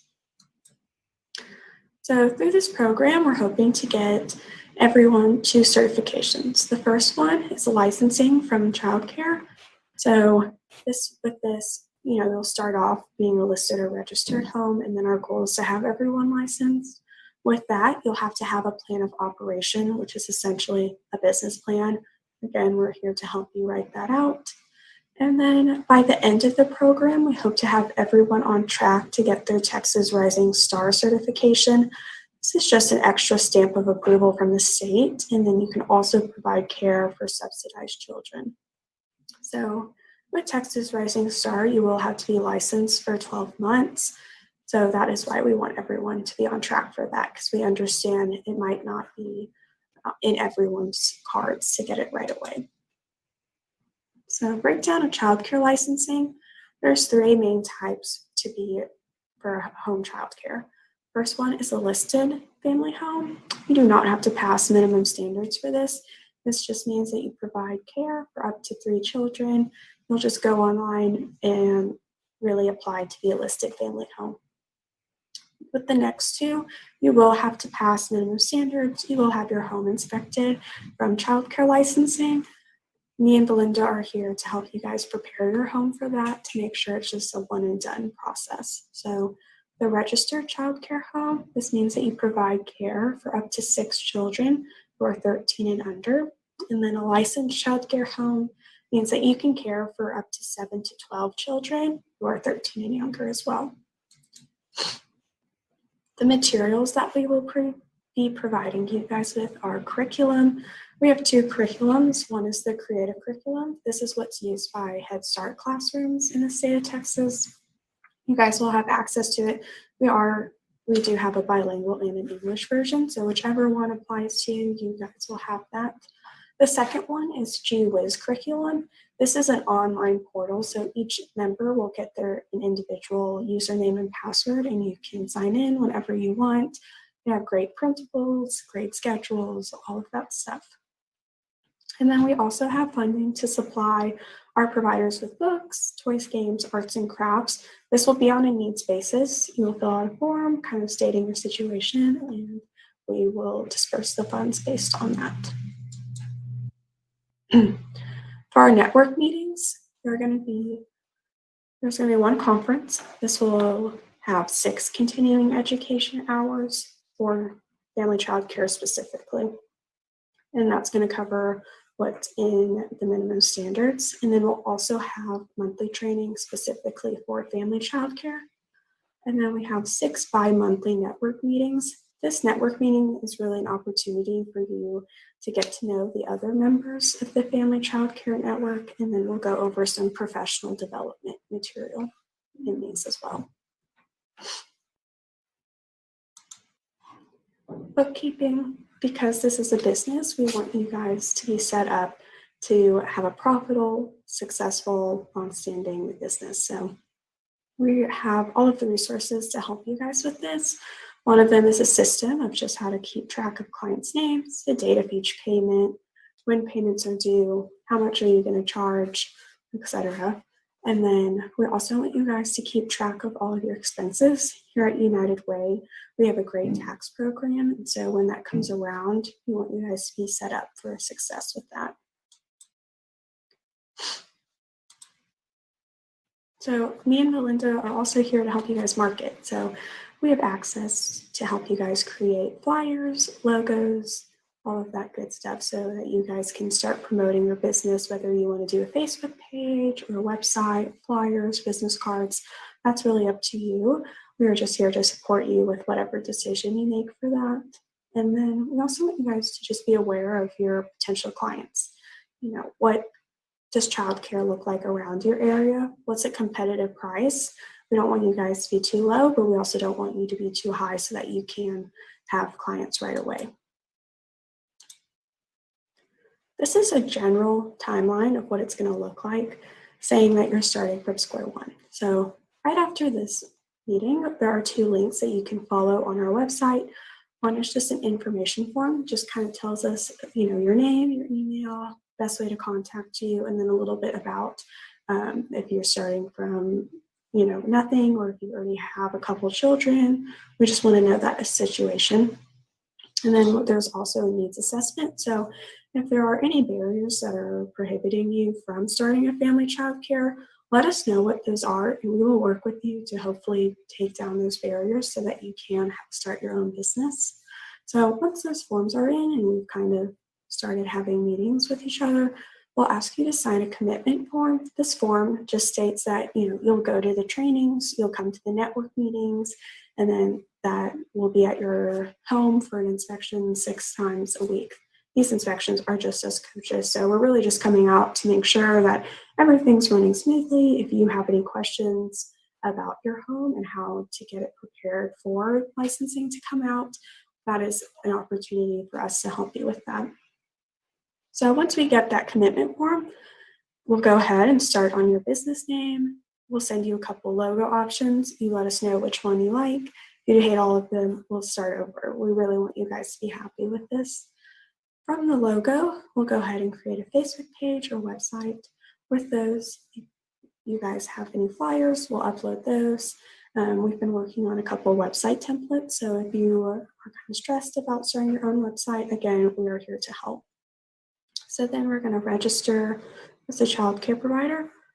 Again, one-on-one basis, we'll see which one's best fit for you, whether it's listed, registered, or going ahead and applying for your licensing.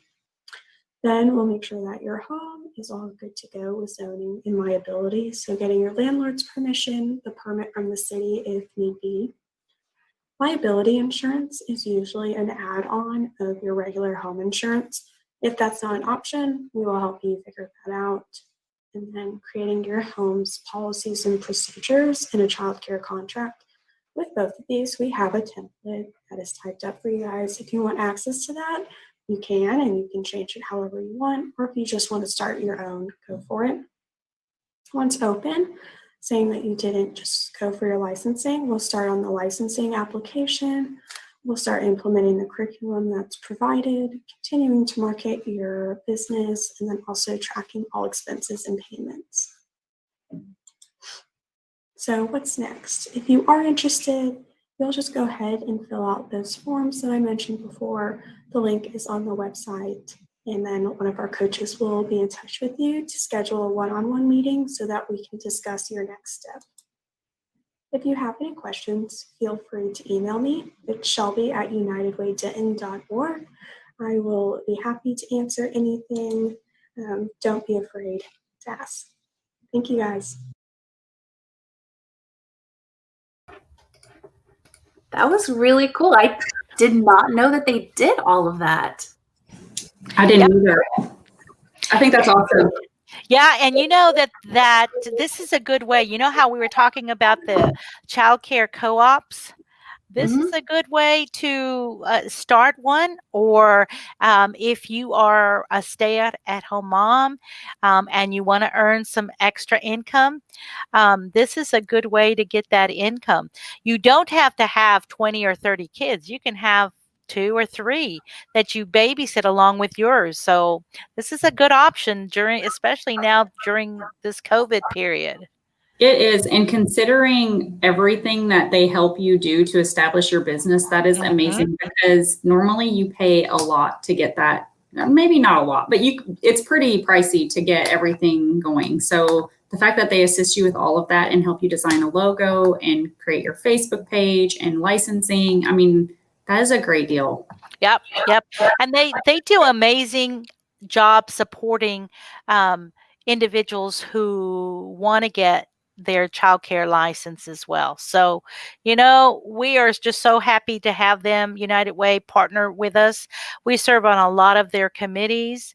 Denton County is a little bit different. They want you to be in the trenches with them to solve issues. Childcare is a big issue in Denton County. There's not enough childcare facilities to meet the demand.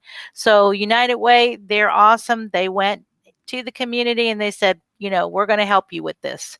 And so they are really doing a fantastic job going into the community and marketing this opportunity. And this is great for students. We've had a number of information sessions with them, and a lot of individuals that are interested in opening up their own childcare. So, I mean, you know, students, this is your chance. So, to get involved. And the thing about it is it's free. There is nothing that you have to pay for. They have a grant that will pay for everything. So, you know, this is an opportunity that you really can't pass up.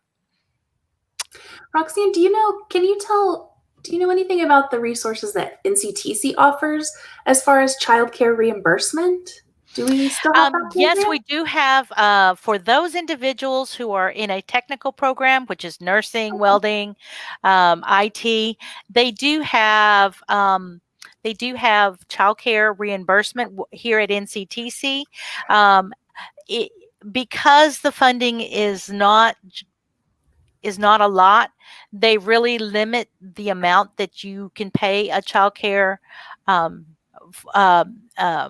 business to take care of your children. Certainly, those that have 3 or 4 children and they need childcare, we don't provide the full amount for that, but we do provide a portion. So it's very difficult to find the funds to pay for childcare, but we do have funds available that may be able to pay a portion of your childcare if you're in a technical program with us. So good point, Elizabeth. Andrea, did you have something to add? No, I was just going to say, somebody did ask a question. I don't know if you saw that. They asked if it's only available in Denton County, but I'm not sure if Cook County offers. Cook County United Way, I'm not sure if they offer this assistance or not. Yeah, I don't think it's offered, but you know, United Way is really good. They'll share the resources of how to get it started with you if you're not in Denton County. All you have to say is you're a student at NCTC, and they'll give you the resources. So they're really good about sharing what they know. They're encouraging individuals, and you know, if you're a student at NCTC, then you get the same information as if you lived in Denton County, if you don't live in Denton County. And then we also had a question about do you have to be a full-time student to get help with the childcare? I believe yes. Yes, there are certain requirements. Yvonne Sandman, she manages our childcare reimbursement program, and she can be found on our website. It's Yvonne Yvonne, Sandman, Sandmann. Her email address is ysandman, Sandmann, two N's, at nctc.edu. There's her correct email. Okay, great, great, great. Well, Roxanne, I will go ahead and let you introduce our last section of today. Great. Thanks so much, Elizabeth. I mean, Elizabeth has been awesome. She's our producer, and she does a lot of behind the scenes work, and she helps us with emceeing this event. And so I wanted to say kudos to Elizabeth for doing an amazing job. Our last segment is spiritual and faith wellness. We talked about academic resources and other types of resources, including mental health resources that will assist in your quest towards achieving your goals. And we wanted to provide you now with spiritual and faith wellness resources. You know, spiritual and faith wellness is taking time to stop doing and start being. For some students, spiritual wellness means participating in organizations, in religion. But for others, spirituality comes by participating in activities such as spending time reflecting. If you're not sure about spiritual wellness, that's okay. College is a good time to start to reflect on what it means to be spiritual. And we are blessed today to have Pastor Eric Schultz with our Valley Creek Church in Gainesville to share with us activities, services, and ways that you can participate in Cook County. So, all right. Okay. Hey, everybody. Hey, my name is Joseph Elder. Pastor Eric actually got tied up with something. That's okay. That we just made a switch there, so our apologies on that. But man, I just want to say what an honor it is even just to be in front of you today, because at the end of the day, man, we believe that your generation specifically has the ability to change the world in a specific and dynamic way. And so I think this is a great opportunity to be able to be in front of you. And really for all of you, you know, whether you have interest in a church or whether you don't have any interest at all right now in this season, man, I just want to encourage you with, man, we believe in you, and we really do believe that you can change the world because of all the resources that you've been given and because of the unique calling I feel like that's on your life. And so I'll tell you a little bit about us as far as I'm a part of Valley Creek Church. You may have, if you've heard of that, or if you haven't, it doesn't matter, but we'll give some specific details as far as like, hey, this is kind of who we are. We have 4 different campuses right now, and we're about to have, and we'll have 8 soon. Actually, we have 5 now, I guess it is. So I'll tell you really where some of those locations are. I'll give you some of the heartbeat of us, and then just some specific ways for you to be able to get involved. And so at Valley Creek, we've got a few campuses. We have one campus that's in Louisville. We have another campus that's in Denton. We have 2 that are in Flower Mound. And then we just recently opened up our Gainesville campus, which is the campus that I'm a part of. And we've had our doors open for about 3 weeks so far on a Sunday. And then we've been pretty active kind of during the week as well. And so the vision for our church is that we are a movement of hope for the city and beyond. And what that means is really at the end of the day, this is a season where a lot of people are looking for a lot of different things in their life. And we really believe that the hope can be found in Jesus, and it can be given away into every area of life. And so that's why that's our mission and our vision for us. And then I'm going to give you some of the kind of the values of us, once again, for you just to know who we are. And if it's even something that you would want to maybe jump into, as we'd love to have you. The first is that we're Jesus focused, spirit filled, and life giving. That means we focus more on what Jesus has done for us and what we have to do for him. And then we're spirit filled. That means we walk in the character and the power of Jesus. And then we're life giving in everything that we do, no matter what it is, we're going to choose to be life giving. And then we follow the cloud.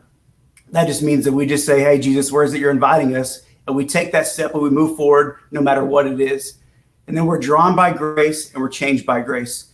You'll hear us talk a lot more about, once again, what Jesus has done for us and what we have to do for him, and believe that grace is the greatest change agent. And then we're family on mission. Can I just tell you, whenever I was a young adult, when I was in college, just like you, man, it was one of the loneliest times of my life. And so I know the importance of having family around you that you can go on mission together with for your season, but also even for my season now. And then we pursue unity with everything that we have. No matter what decision we make, big, small, whatever it is, we're going to choose to seek unity so we can move forward, because we believe a church that's unified is a powerful church, or is a powerful entity, and can change the world through it. And then we're passionate about the presence of God. Man, our lead pastor will tell you, he says, if you make it on Sunday and you can only make it to part of the service, make sure that you make it to the worship part over the message, because we believe that really just one encounter with Jesus can change everything. And so we're passionate about that with the presence of God. And then we have more to celebrate than to complain about. Man, there's a lot of things in this world that are kind of crazy now in this season. But we also believe there's so much that God's been doing and how he's been moving. And we have a lot to celebrate in the middle of what's been maybe a difficult or a challenging season for many people. And then we have a responsibility to give what we've received. That means that whether it's revelation, whether it's peace, whatever it may be, we have a responsibility to be able to give those things to other people and let them experience it as well. And then we believe there's always more. Jesus is always inviting us to more peace, more freedom. He's always inviting, even it was said a moment ago, he's always inviting you to be able to experience the goodness of him. And sometimes that just means stopping and listening and waiting, as I think it was said, even meditating earlier. And then our dream is to see you live out God's dream for your life. We're not just here so that way you can just follow everything that we do and what we say, but ultimately our goal is to be able to say, how can we help you figure out what God's dream is for your life, and then pursue that with everything that you have? Because when you're walking in God's dream for your life, that's where the most freedom can be had and the most effective that you can be, not just when you're older, but now. Because once again, you guys have the ability to change the world. And so that's the heartbeat of us and kind of what our culture is, what our values are. I'll give specific ways for you to be able to get connected and get involved with us. And can I just tell you right out of the gate, man, we'd love for you to come. No matter where you're at on this journey of life, whether you are really not so sure about this whole church thing, I've been burnt by it, religion, whatever it is, man, come hang out with us, come talk with us. Or whether you've been in your parents' church for a long time, you're just ready for something new. Man, we want you to be able to come and visit and come hang out. So we do have services on Sunday morning. Here in Gainesville, we've got one at 9:30. Eventually, we'll have another one at 11 o'clock. But for now, we just have one at 9:30. Our other campuses have 9:30 and 11 o'clock as an option as well. And then we have something called circles. The most simplistic way to talk about circles is it's really what you think of within the context of a small group. So we'll talk about the weekend message, what we heard on the weekend. We'll engage the scriptures, and then we'll just spend some time just praying together. And we have a lot of options as far as that's considered. We have some that are on campus at a specific time for a specific day, set for an hour. And then we've got some that take place off campus. And we have men's circles, we have women's circles. We have specific ones that'll be starting in January that are just for young adults. And so it's that'll be co-ed. And then we also have even one that's starting that'll just be for ladies. That'll take place that are off campus. Sometimes those are in a coffee shop. Sometimes they're in a home. There's a lot of variation within that. And then given the context of the season, I know that it's scary for some to go out. And so we have some online options as well, just to make sure that we can meet you exactly where we're at.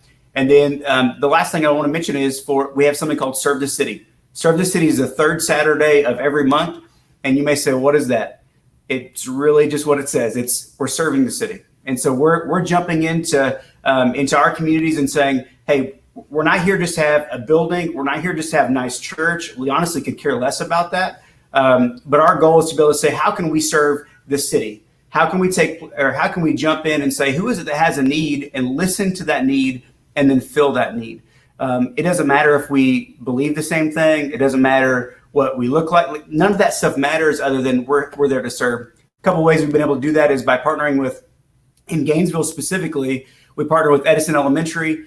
We've done multiple things with Mr. D over there, both with just physical manual labor, and sometimes it's stuff to be able to encourage teachers on the inside as well. We've partnered with Visto Food Bank in a pretty significant fashion. That was our first partnership that we had. And so sometimes we're doing something that's physical for them. Other times we're providing something that's tangible, or being able to deliver groceries to somebody, or really just any need that they have. We jump in because they've been in our community for a very long time. And we're not here to say, hey, come look at us. We're here to bring change. We're here to say, you know what, Visto, you've been doing this for a long time, so we're going to come and support you. And so we have that avenue too that we've been able to do. We've been able to support Frank Buck Zoo, do some projects there. We're working on a BP Douglas park, kind of revamping that park over the next few months. We've partnered with Dash, which Dash is it's like a Meals on Wheels. They provide hot meals for people that are shut-ins. They can't get out, don't have the means for a hot meal.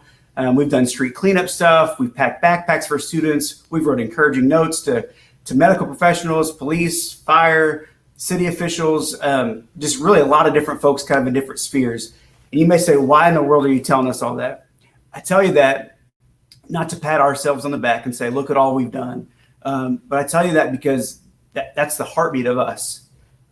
It's a passion we have to be able to say, how can we make a difference in our city, in our community? Because we're all going to be in the position at one point in time where, man, we just need somebody else to be able to lend an extra hand to us. And so we get an opportunity to be able to do that. And once again, these people were doing it well before we ever got here. And so we're just supporting some of the structures that's already placed here in Gainesville as well. And we're 3 weeks into having our doors open on a Sunday. And man, I'll tell you, we haven't dipped our toe fully in it yet, but can I just tell you, we want to be at NCTC and engage with you guys as college students. And we've got a great connection that's already taken place. There are a lot of college students that have been at our Denton campus already. And I know that that's going to take place here in Gainesville as well.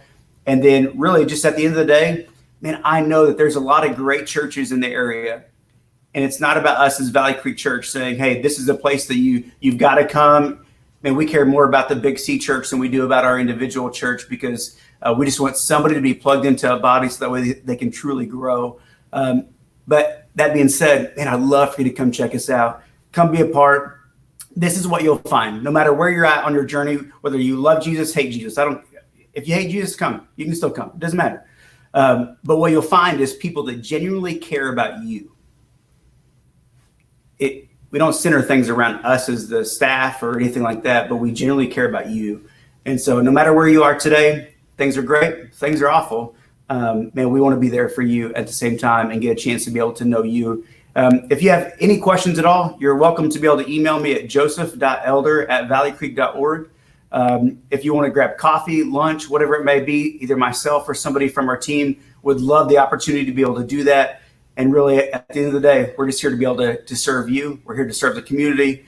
And we know that God's got a whole lot for Cook County here in Gainesville and a whole lot for North Texas and all the places that we have our campuses. So that's us. That's who we are.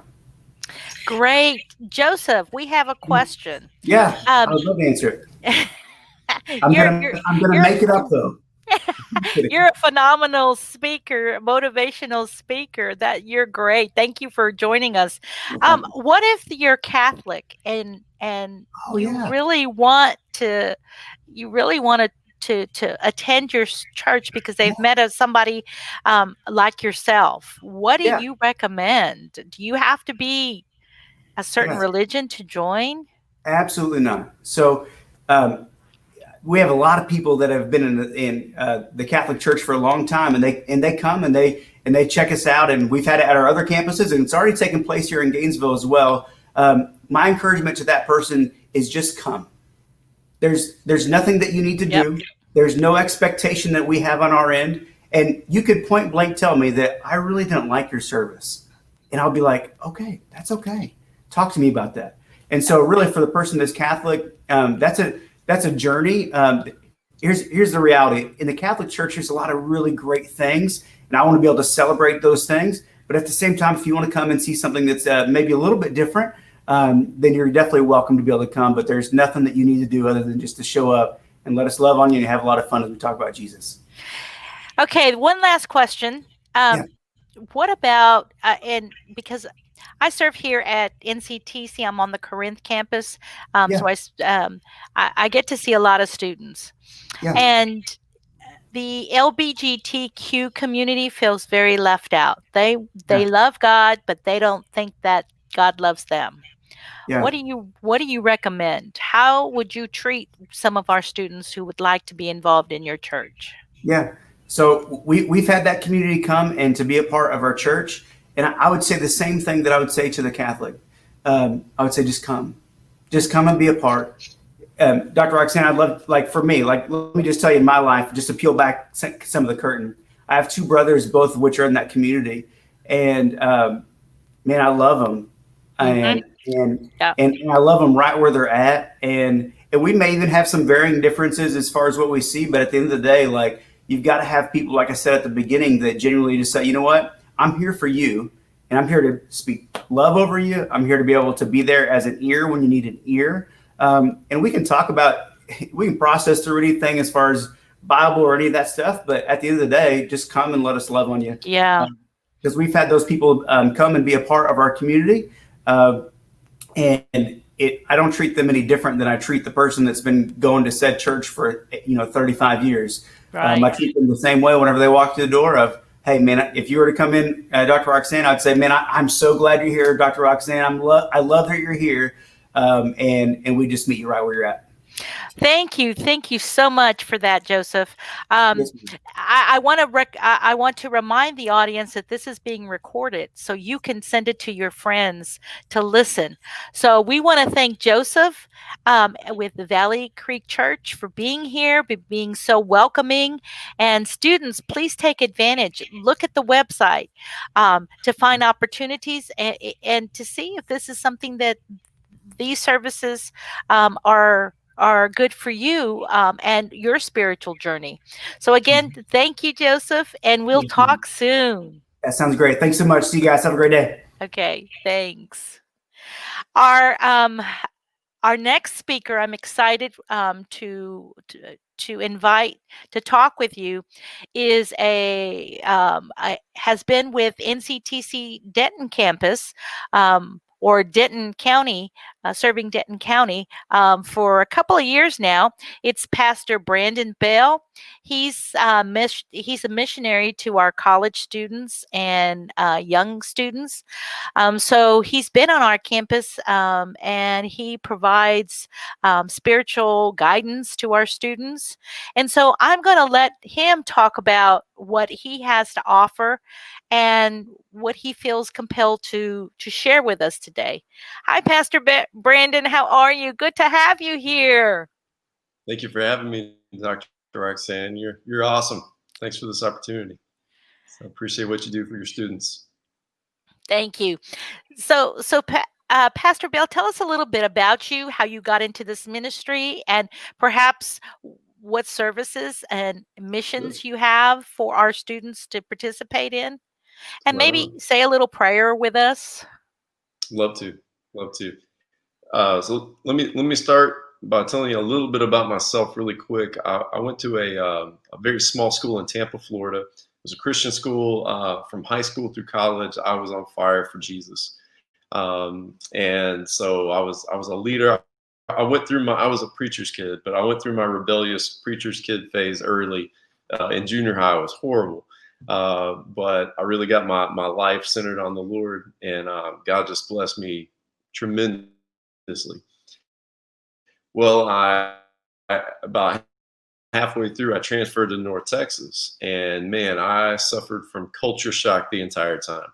I was very lonely. I just felt lost on this massive campus where I knew very few people. And so I was never really plugged into a certain one. And so I really struggled, I guess, with my identity. So it in a way, college felt like junior high all over again. And so that's something I tell my college students. College is kind of like adult junior high, where you kind of have this struggle, this in between, where you're not a teenager anymore, but you don't quite feel like an adult, and it's a growing pain. So I know having a strong community that helps support you is vital. It's really important, and it's something that it took me a while to find, but I finally found it in a church. And so to be able to be a part of being students at this time is Oh, no, I think we lost Pastor Bell. I think some of us have been having some challenges with our technology. And so he'll come back on and Elizabeth, oh, there he is. Hey. There you That was are. weird. That's okay. We understand. Yeah. Go I ahead. disappeared. I don't know. Okay. So I got to my last year of college. And I decided I was kind of bored. I was tired.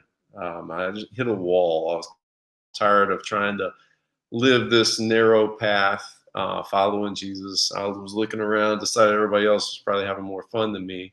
And so I just started not caring. I started partying and just kind of doing what I thought everybody else was doing. God only let me be down that road, and I met my wife. She was a kinesiology major like myself. We were in class together at UNT, and I asked her out on our first date. And honestly, she was just another girl, just another first date, whatever, in my head at that time. But I had to ask her because it was still important to me. I asked her if she was a Christian, and her answer changed everything. She said, "Yeah, I just got baptized 3 weeks ago." And I was like, "Whoa, okay, I wasn't expecting that."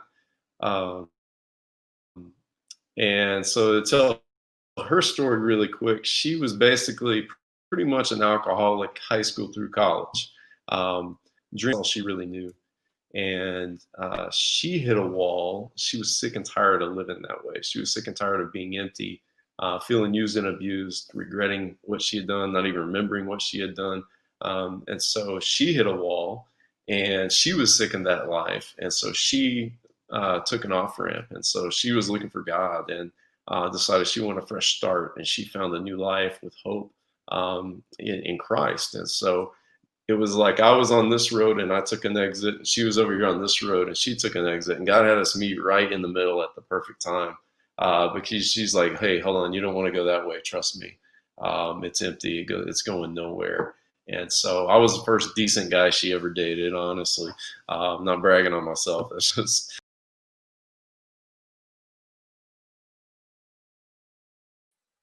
Oh, Pastor Bell, that's such a wonderful story. You know, God just works in different ways to bring people together. And when you least expect it, there he is. There you go. That's okay. That's an amazing story. okay.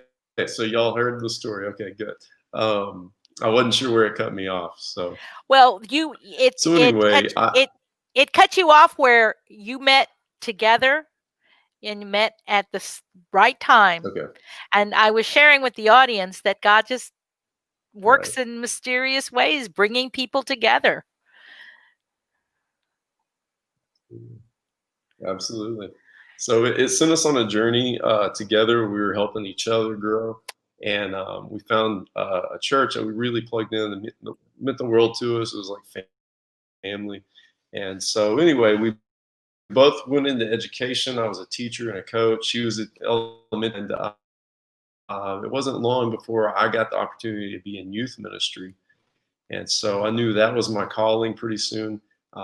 And so I went into youth ministry, Christian campus community here in Denton, which was really awesome because it was like coming back full circle to where we met, to minister in the same city where we went to college. And we're honestly, just like Pastor, I think Jacob from Valley Creek said, that college was a really tough time. It was for me as well.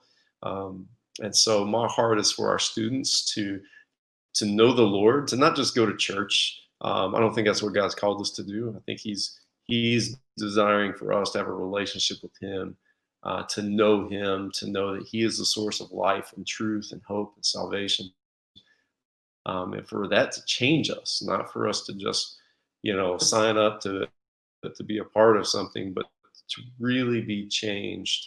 And so that's my heart with our campus ministry. We are the Christian campus community. I don't know if you can see that. We got this big cool blue house on the campuscommunity.org is our website, at CCC Denton. At CCC Denton is our Instagram and Twitter, so you can find out some of the things that we're doing. But God totally redeemed even the space that we're in. That building was the infamous frat house that will be like, oh man, you won't believe what we did. Like, dude, I don't even want to know. It was the animal house, party house of UNT for years. And God totally flipped that thing around. I think the Singing Oaks Church, I believe, has owned that since like '08, maybe, well before I came on board as a campus minister. And so I love that reminder, because God doesn't just turn lives around and change lives. He also changes places. And we see stories like that in the Bible.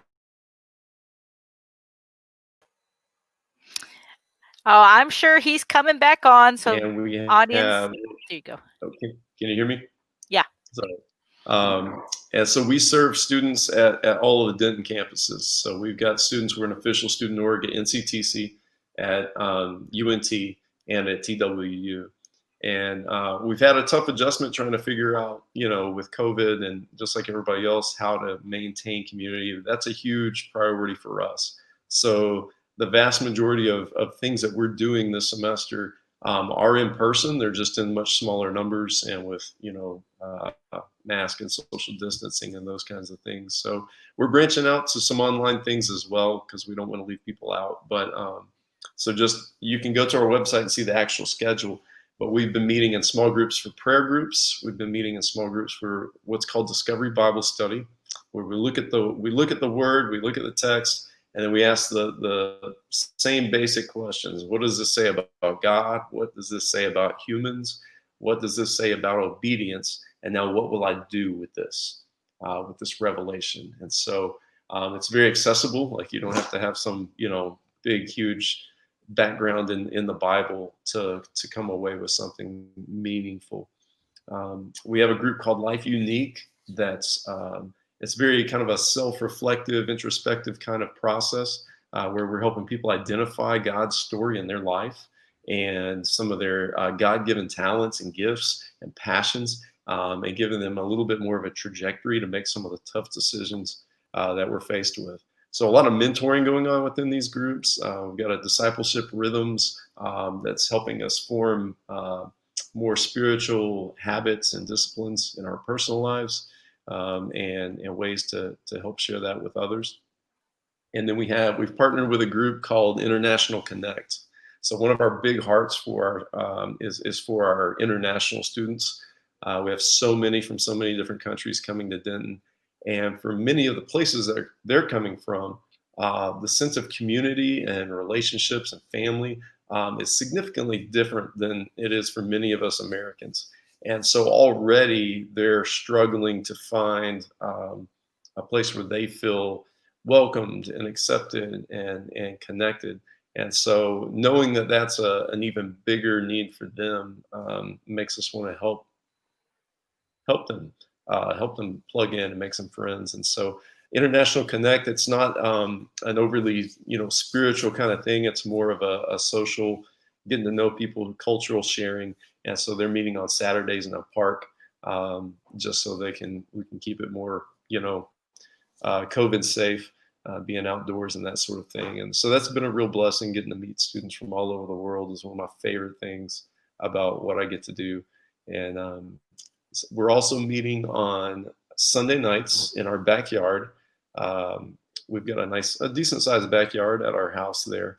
And so we're meeting on Sunday nights for worship, because going to an actual church building right now is kind of a big barrier for some people. Not wanting to be indoors, or like our church right now, we're requiring like an online registration. And so it's just several hoops you have to jump through. So we thought, we're going to bring church to our students. And so we've got a worship night at 7:30 on Sunday nights.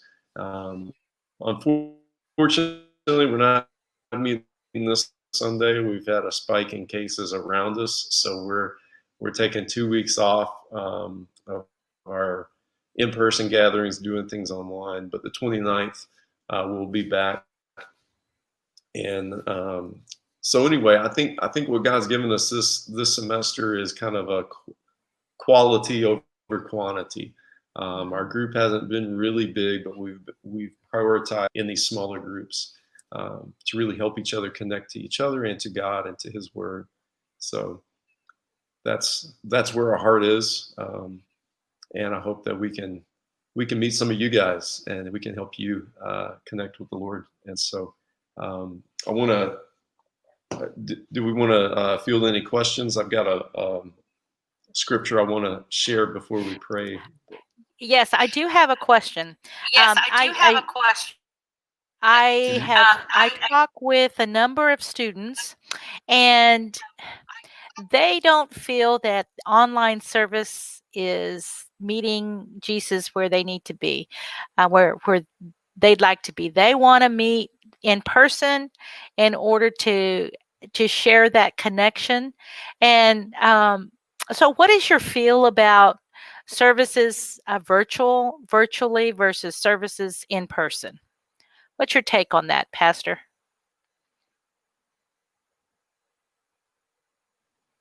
Yeah, it's kind of a hot button for me because I think sitting in front of a screen like I'm doing right now, that, in my opinion, is just not church. It's not, it's so much more than I need a pastor. I don't need a worship band. I don't need these people in order for me to connect with the Lord. But for me to connect with other people, that's a little more tricky. And so I think it's a blessing. I know our church jumped to, we were not live streaming prior to COVID, and suddenly we had to. And so I've been doing a lot more preaching as well because we're in the search for a new lead minister as of recently. And so I've had the opportunity to do a lot more preaching than I ever have in my life, and I love it. And then the fact that we can do this live stream, and so I've got friends in other states or even other countries, family that have never heard me preach before can see me. So it's a blessing. I don't want to knock it. It is a great blessing, but I don't think for 1 second it's meant to replace connection and real community. So to me, the ideal scenario is, and something I'm really pushing for our church to move towards, is groups of people, small groups of people, maybe people that are already in your kind of social bubble. You've been around, you know where they've been, they know other in smaller groups of community, and watch the live stream together so they feel connected to their church body. They get a solid message. They can sing along with the worship, but they can have their own community. They can do communion themselves, where it's more meaningful and impactful, and the sharing, praying for each other. Because God called us to be the body, like the body of Christ. And so I need you and you need me. And if He's given me His Holy Spirit and He's given you His Holy Spirit, and we come together, we've got this unity that you just can't find really outside of the body of Christ. And so Right. I think it's important. Well, yeah. So thank you for that. You had some scripture you wanted to share with us. Do we have any more questions? Yes. Do you? No, not yet. Okay. We are, by the way, I don't know if I mentioned it, we are a non-denominational church. Oh, good. So again, I know, as was mentioned earlier, there's a lot of diversity within our group as far as churches that people grew up in, and denominations or non-denominational affiliations. So unity in the body and in the kingdom is high importance to us. Great. Thank you for sharing that. I want to share this passage. Yeah. I want to share this passage with you because I know there are a million things for us to be distracted by, a million things for us to be worried about. So much is grabbing our attention. And I really think one of our biggest problems in our world is so much of a self-focus. We're so focused on ourselves. Like, who am I? What am I going to make the best life for myself? What am I going to do that's true for me? That's, so much focus on my own identity. Who am I? And what defines me, and these kinds of things. And, what the cross does It connects us to God, the source of our actual life, our true identity as children of God, created for a purpose in His image, with an eternal destiny to be with God. When we can focus on God and we have this salvation, we have confidence, we have a hope. But what it does for, in the meantime, it helps us transcend our circumstances. It helps us rise out of the fact that, you know what, I'm all alone right now. I'm really lonely. We're in the midst of a pandemic. It helps me transcend the fear that comes with this, the isolation that can come with this, the mental depression and all these kinds of things. It gives us a hope that helps transcend our circumstances. Because what the cross does is it gets our eyes off of self and on to Jesus. And so I want to share this passage. It means so much to me. It's Hebrews 12, first 3 verses. He's been talking, the previous chapter, he's been talking about all these people who had amazing faith and did incredible things because of their faith. And he says, therefore, since we're surrounded by such a great cloud of witnesses, we've got all these great examples around us, in other words, let us throw off everything that hinders and the sin that so easily entangles, and let us run with perseverance the race marked out for us, fixing our eyes on Jesus, the pioneer and perfecter of faith. For the joy set before him, he endured the cross, scorning its shame, and he sat down at the right hand of the throne of God. Consider him who endured such opposition from sinners, so that you do not grow weary and lose heart. So let me pray for you guys. Lord God, I thank you for this reminder. We thank you that you are a God who is so far beyond our comprehension, so far beyond our understanding, so much higher than your ways are higher than our ways. You are perfect and all powerful, and we are weak and imperfect. But God, still you put on flesh. You came and you put on flesh. You became one of us. We could better understand who you are, and therefore understand better who we are, who we're called to be.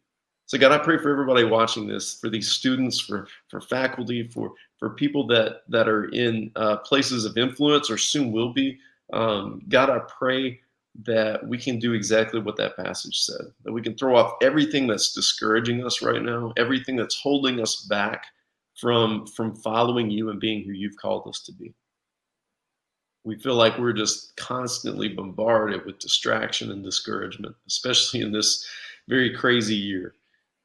So Father, help us to fix our eyes on you, to rise above these current circumstances, these situations. Lord, I pray that you will do that right now, that you would just be very real to every one of us as we're trying to make sense of a world that doesn't make any sense. But Father, you do. So we thank you for the truth that you revealed, the love that you have demonstrated, for what you accomplished on that cross to do what we couldn't do, and that's save ourselves. So you have saved us, and for that, Father, we praise you, we worship you, and I pray that every one of these people who are watching, that they can find a community of believers who will help them keep their eyes on you, help them to transcend our current situation to where we can have hope that will not fail, faith and peace and joy that can't be stolen by the enemy. Pray your blessings on all these people and help us, God, to see and experience you and the unity that you give that comes from being a member of your body, Lord. We praise you and thank you for all you've done. We pray for healing and blessing on all these people in every way, especially spiritually. In Jesus' powerful name, amen. Amen. Thank you, Pastor Bell. I always enjoy your praying over us and being with us. And, NCTC is going through a hard time right now and financially, but, we have our eyes on Jesus and he is going to get us through this. So, our students, some of our students have been suffering. So thank you for including our faculty, staff, and students. Do we have any questions for Pastor Bell? And you may not want to ask. Amen. Oh, thank you so much, Pastor Bell. There's from one of our students. You may not want to ask now, but if you go, do you have your personal email that the students can connect with, Pastor Bell, that we can put on the screen for any students who Sure. want to connect with you? But Want me to type it? you can, or you can just verbally tell us. Elizabeth will put it in Sure. It's on the screen for us. Yeah, bbell@singingoaks.org.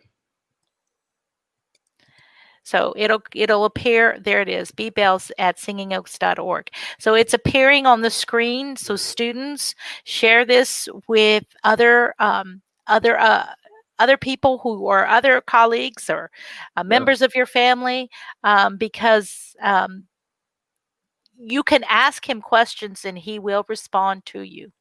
Yeah. And so, this is a good opportunity for us to check on our spiritual wellness, to make sure that our faith is where it needs to be. And we understand that this might not be for everybody, but as we heard reoccurring message of, let's just try it out. Let's just go. And if you don't like it, okay. But I tell the students, try something that you haven't tried at least once. And it's so important for us to connect, however we connect to God and to make sure that our spiritual life is where it needs to be. And we don't know what we don't know. That's why you're going to go and find out and figure out and talk to Pastor Bell about your spiritual journey and your connection with God, because that is so important. And that is we talked again about academic resources. We talked again about healthy self. We talked about meditation. We also talked about community resources that will get you through during hard times. But we also have to talk about spiritual wellness as a resource to help us through to our next chapter and beyond.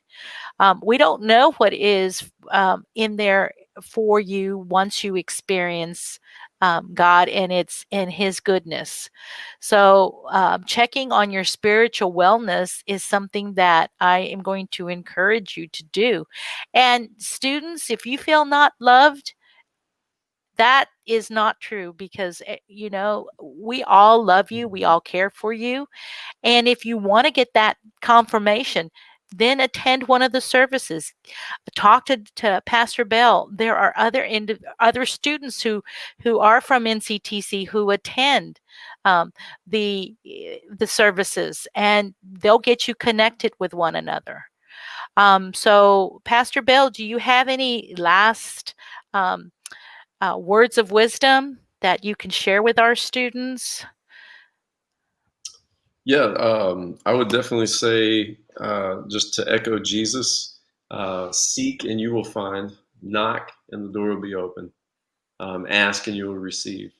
And I think that's an open invitation for us constantly. Yes. Thank you for that. And thank you for spending your time with us. We always appreciate you being on with us.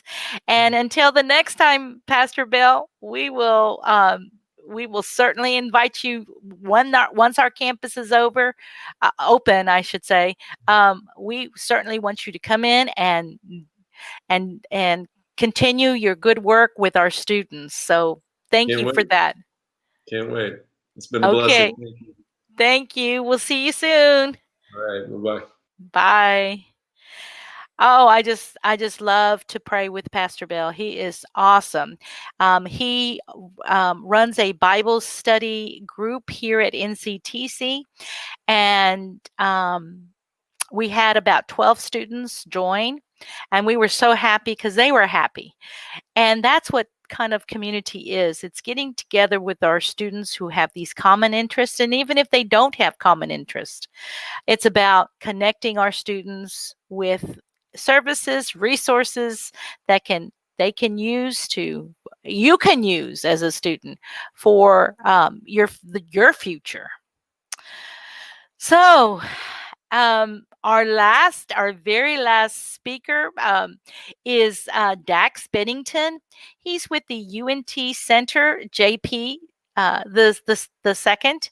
And if you don't know that, we have a church here in Denton, JP2, John Paul II Church.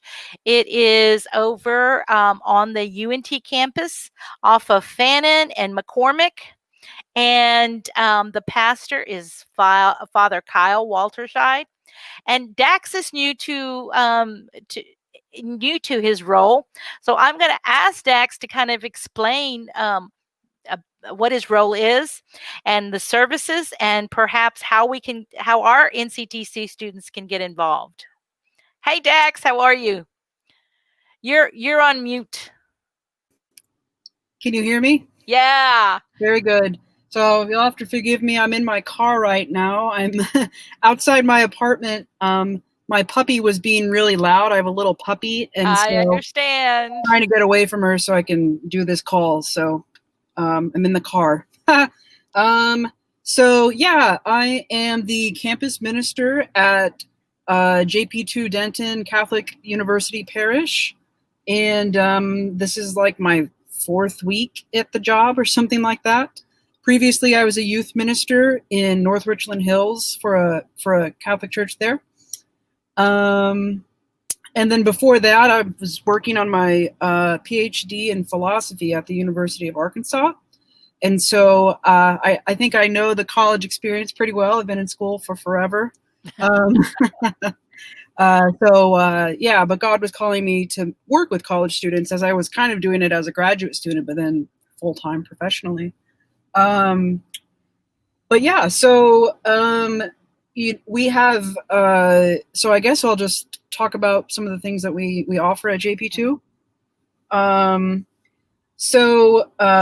think first I'd like to just say that, this isn't just for Catholics, right? We obviously are here to serve the Catholics at the greater Denton area, but we welcome anybody to come and participate. So I'd like to start with that. We have Mass every single day, except for Mondays, I believe. I can't remember the exact times because it changes day to day, but I can share that on the website. Well, I think it's Tuesday at 8 o'clock in the morning, Wednesday at 5:30, Thursday at 5:30, Yep. and Friday at 12:05. Yes. And Saturday they have Mass, anticipatory Mass at 5:30, and then various Masses throughout the Sunday, starting with 8 o'clock, I think, and at 11, 4, and 1. I think they're not. I don't know whether Father has instituted the 7:30 at TW. I don't think so. I think he took that out. But anyway, you are right, Dax. There is the Mass and the services are all online. It's easy to find. So yes, yeah. So everything's right on the front page of the website.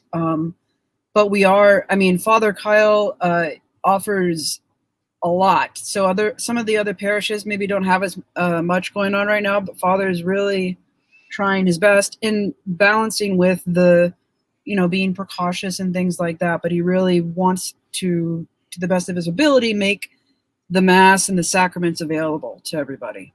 So he's got confession offered a lot as well, multiple times a week, which is uncommon. We have adoration multiple times a week. On Monday nights, we have at, I believe, 9 p.m. Now, things may pause for the holiday break, but they'll start again in the spring. We have 9 p.m. We have Monday night praise and worship with the Blessed Sacrament for adoration as well for about an hour, I think. So if that's something that you like, we also have praise and worship. Let's see.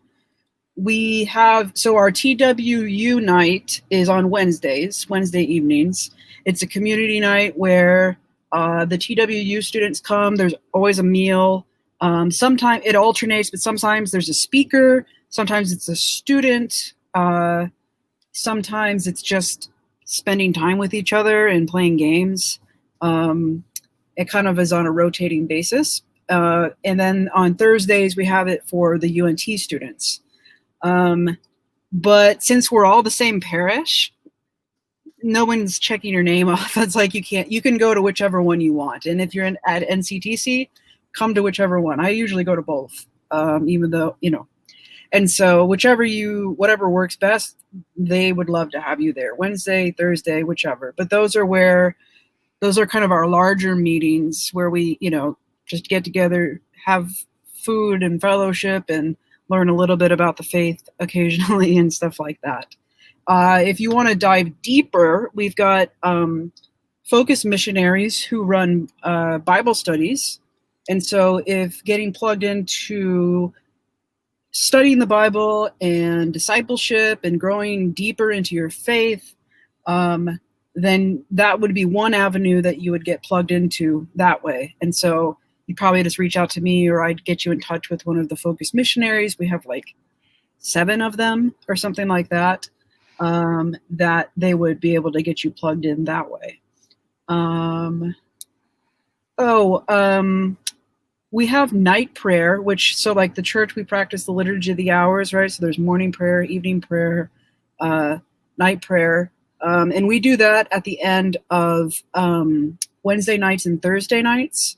And that's to sort of teach the students about the sort of spiritual tradition of the church. It's what religious and clergy pray every single day, 5 times a day.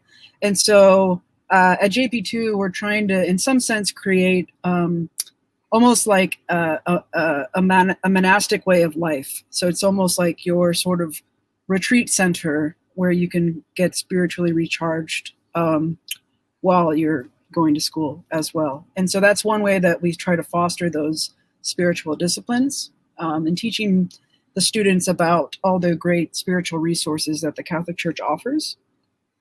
What else?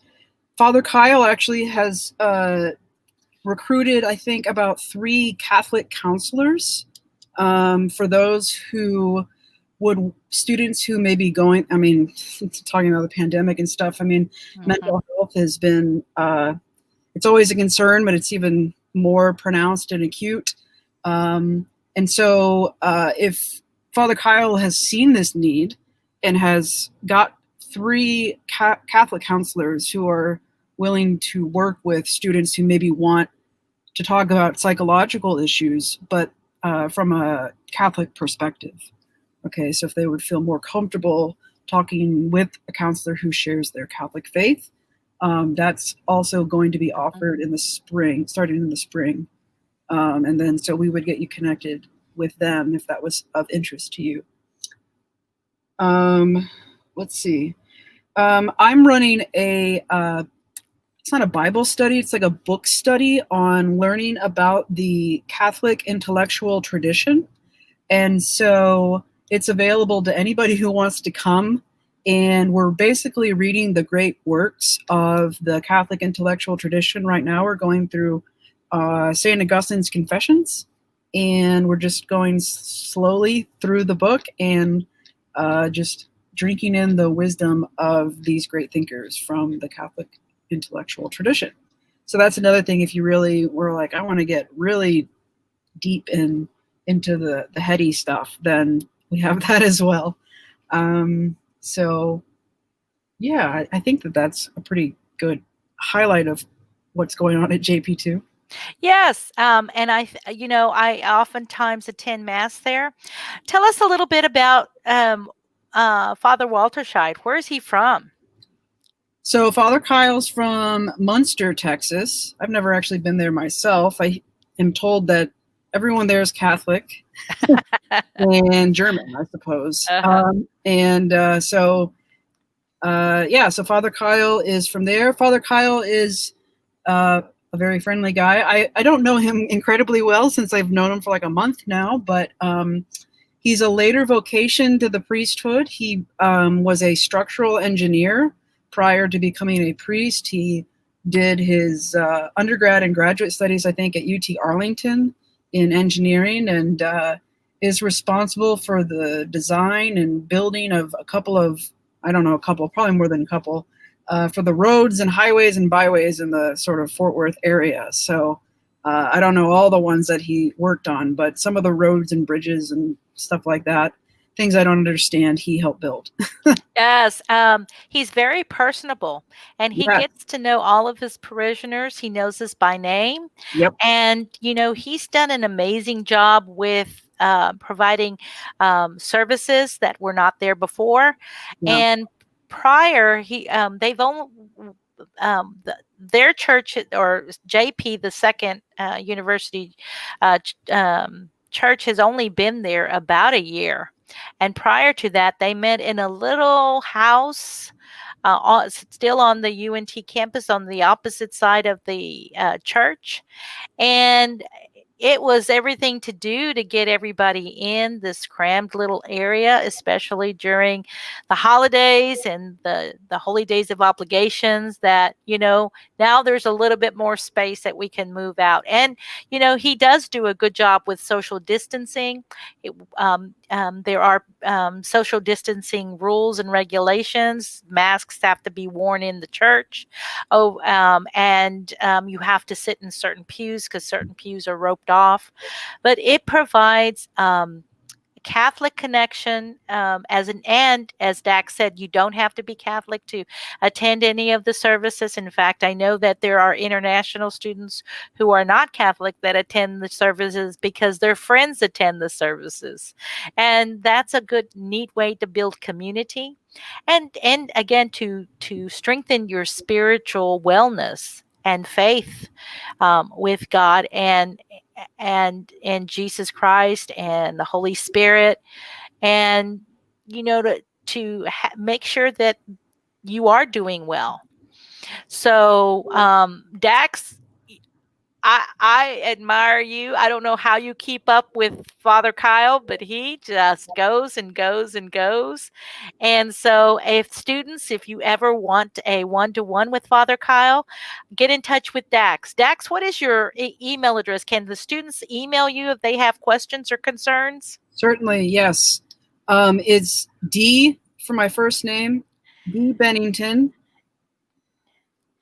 at jp2denton.org. Is your information also on the JP the second website? It is, yeah. So I'm under, if you go to the front page and then you go to About Us and Parish, you'll see me there. Great. Well, Dax, it's a pleasure. I'm sure I'll bump into you over at church when I go again. Thank you for being here, and thank you for talking about all of the services and resources provided by JP. The church is probably about 10 minutes away, north of NCTC Corinth campus, so it's very accessible. And so we encourage you to check it out, check out the website, check out the services, and say hello to Dax when you're there. Thank you, Dax. We appreciate you being here. Thanks for having me. Thank you.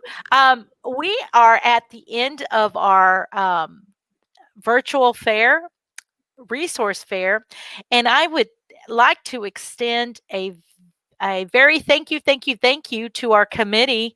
Andrea Grungrith with Bellevue. She is our fearless leader. She's the president of our university committee. And Jeanette King is our vice president. So they've worked really hard on this resource fair. Sarah Cluth with our Flower Mound office, NCTC. She's worked hard on this. Simone Daniels, Gwendolyn Moore. Simone is with TW. Gwendolyn is with UNT, and they serve on this committee. And, we thought it was time to give you all resources and various resources. So if you like this sort of thing, let us know, and we will continue to have these sorts of resource fairs, these sorts of subjects, talk about it. And again, thank you for being here, and thank you for participating. We'd like to also thank Elizabeth Abu, our producer. She works very hard producing these events for NCTC.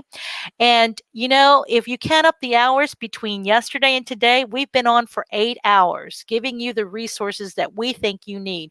So thank you, Elizabeth, for being there. And we're going to close out today. Thank you so much again for being here. I'm so excited that we were able to do this for you. And so you all have a great afternoon, great evening, and we'll talk soon. Bye-bye.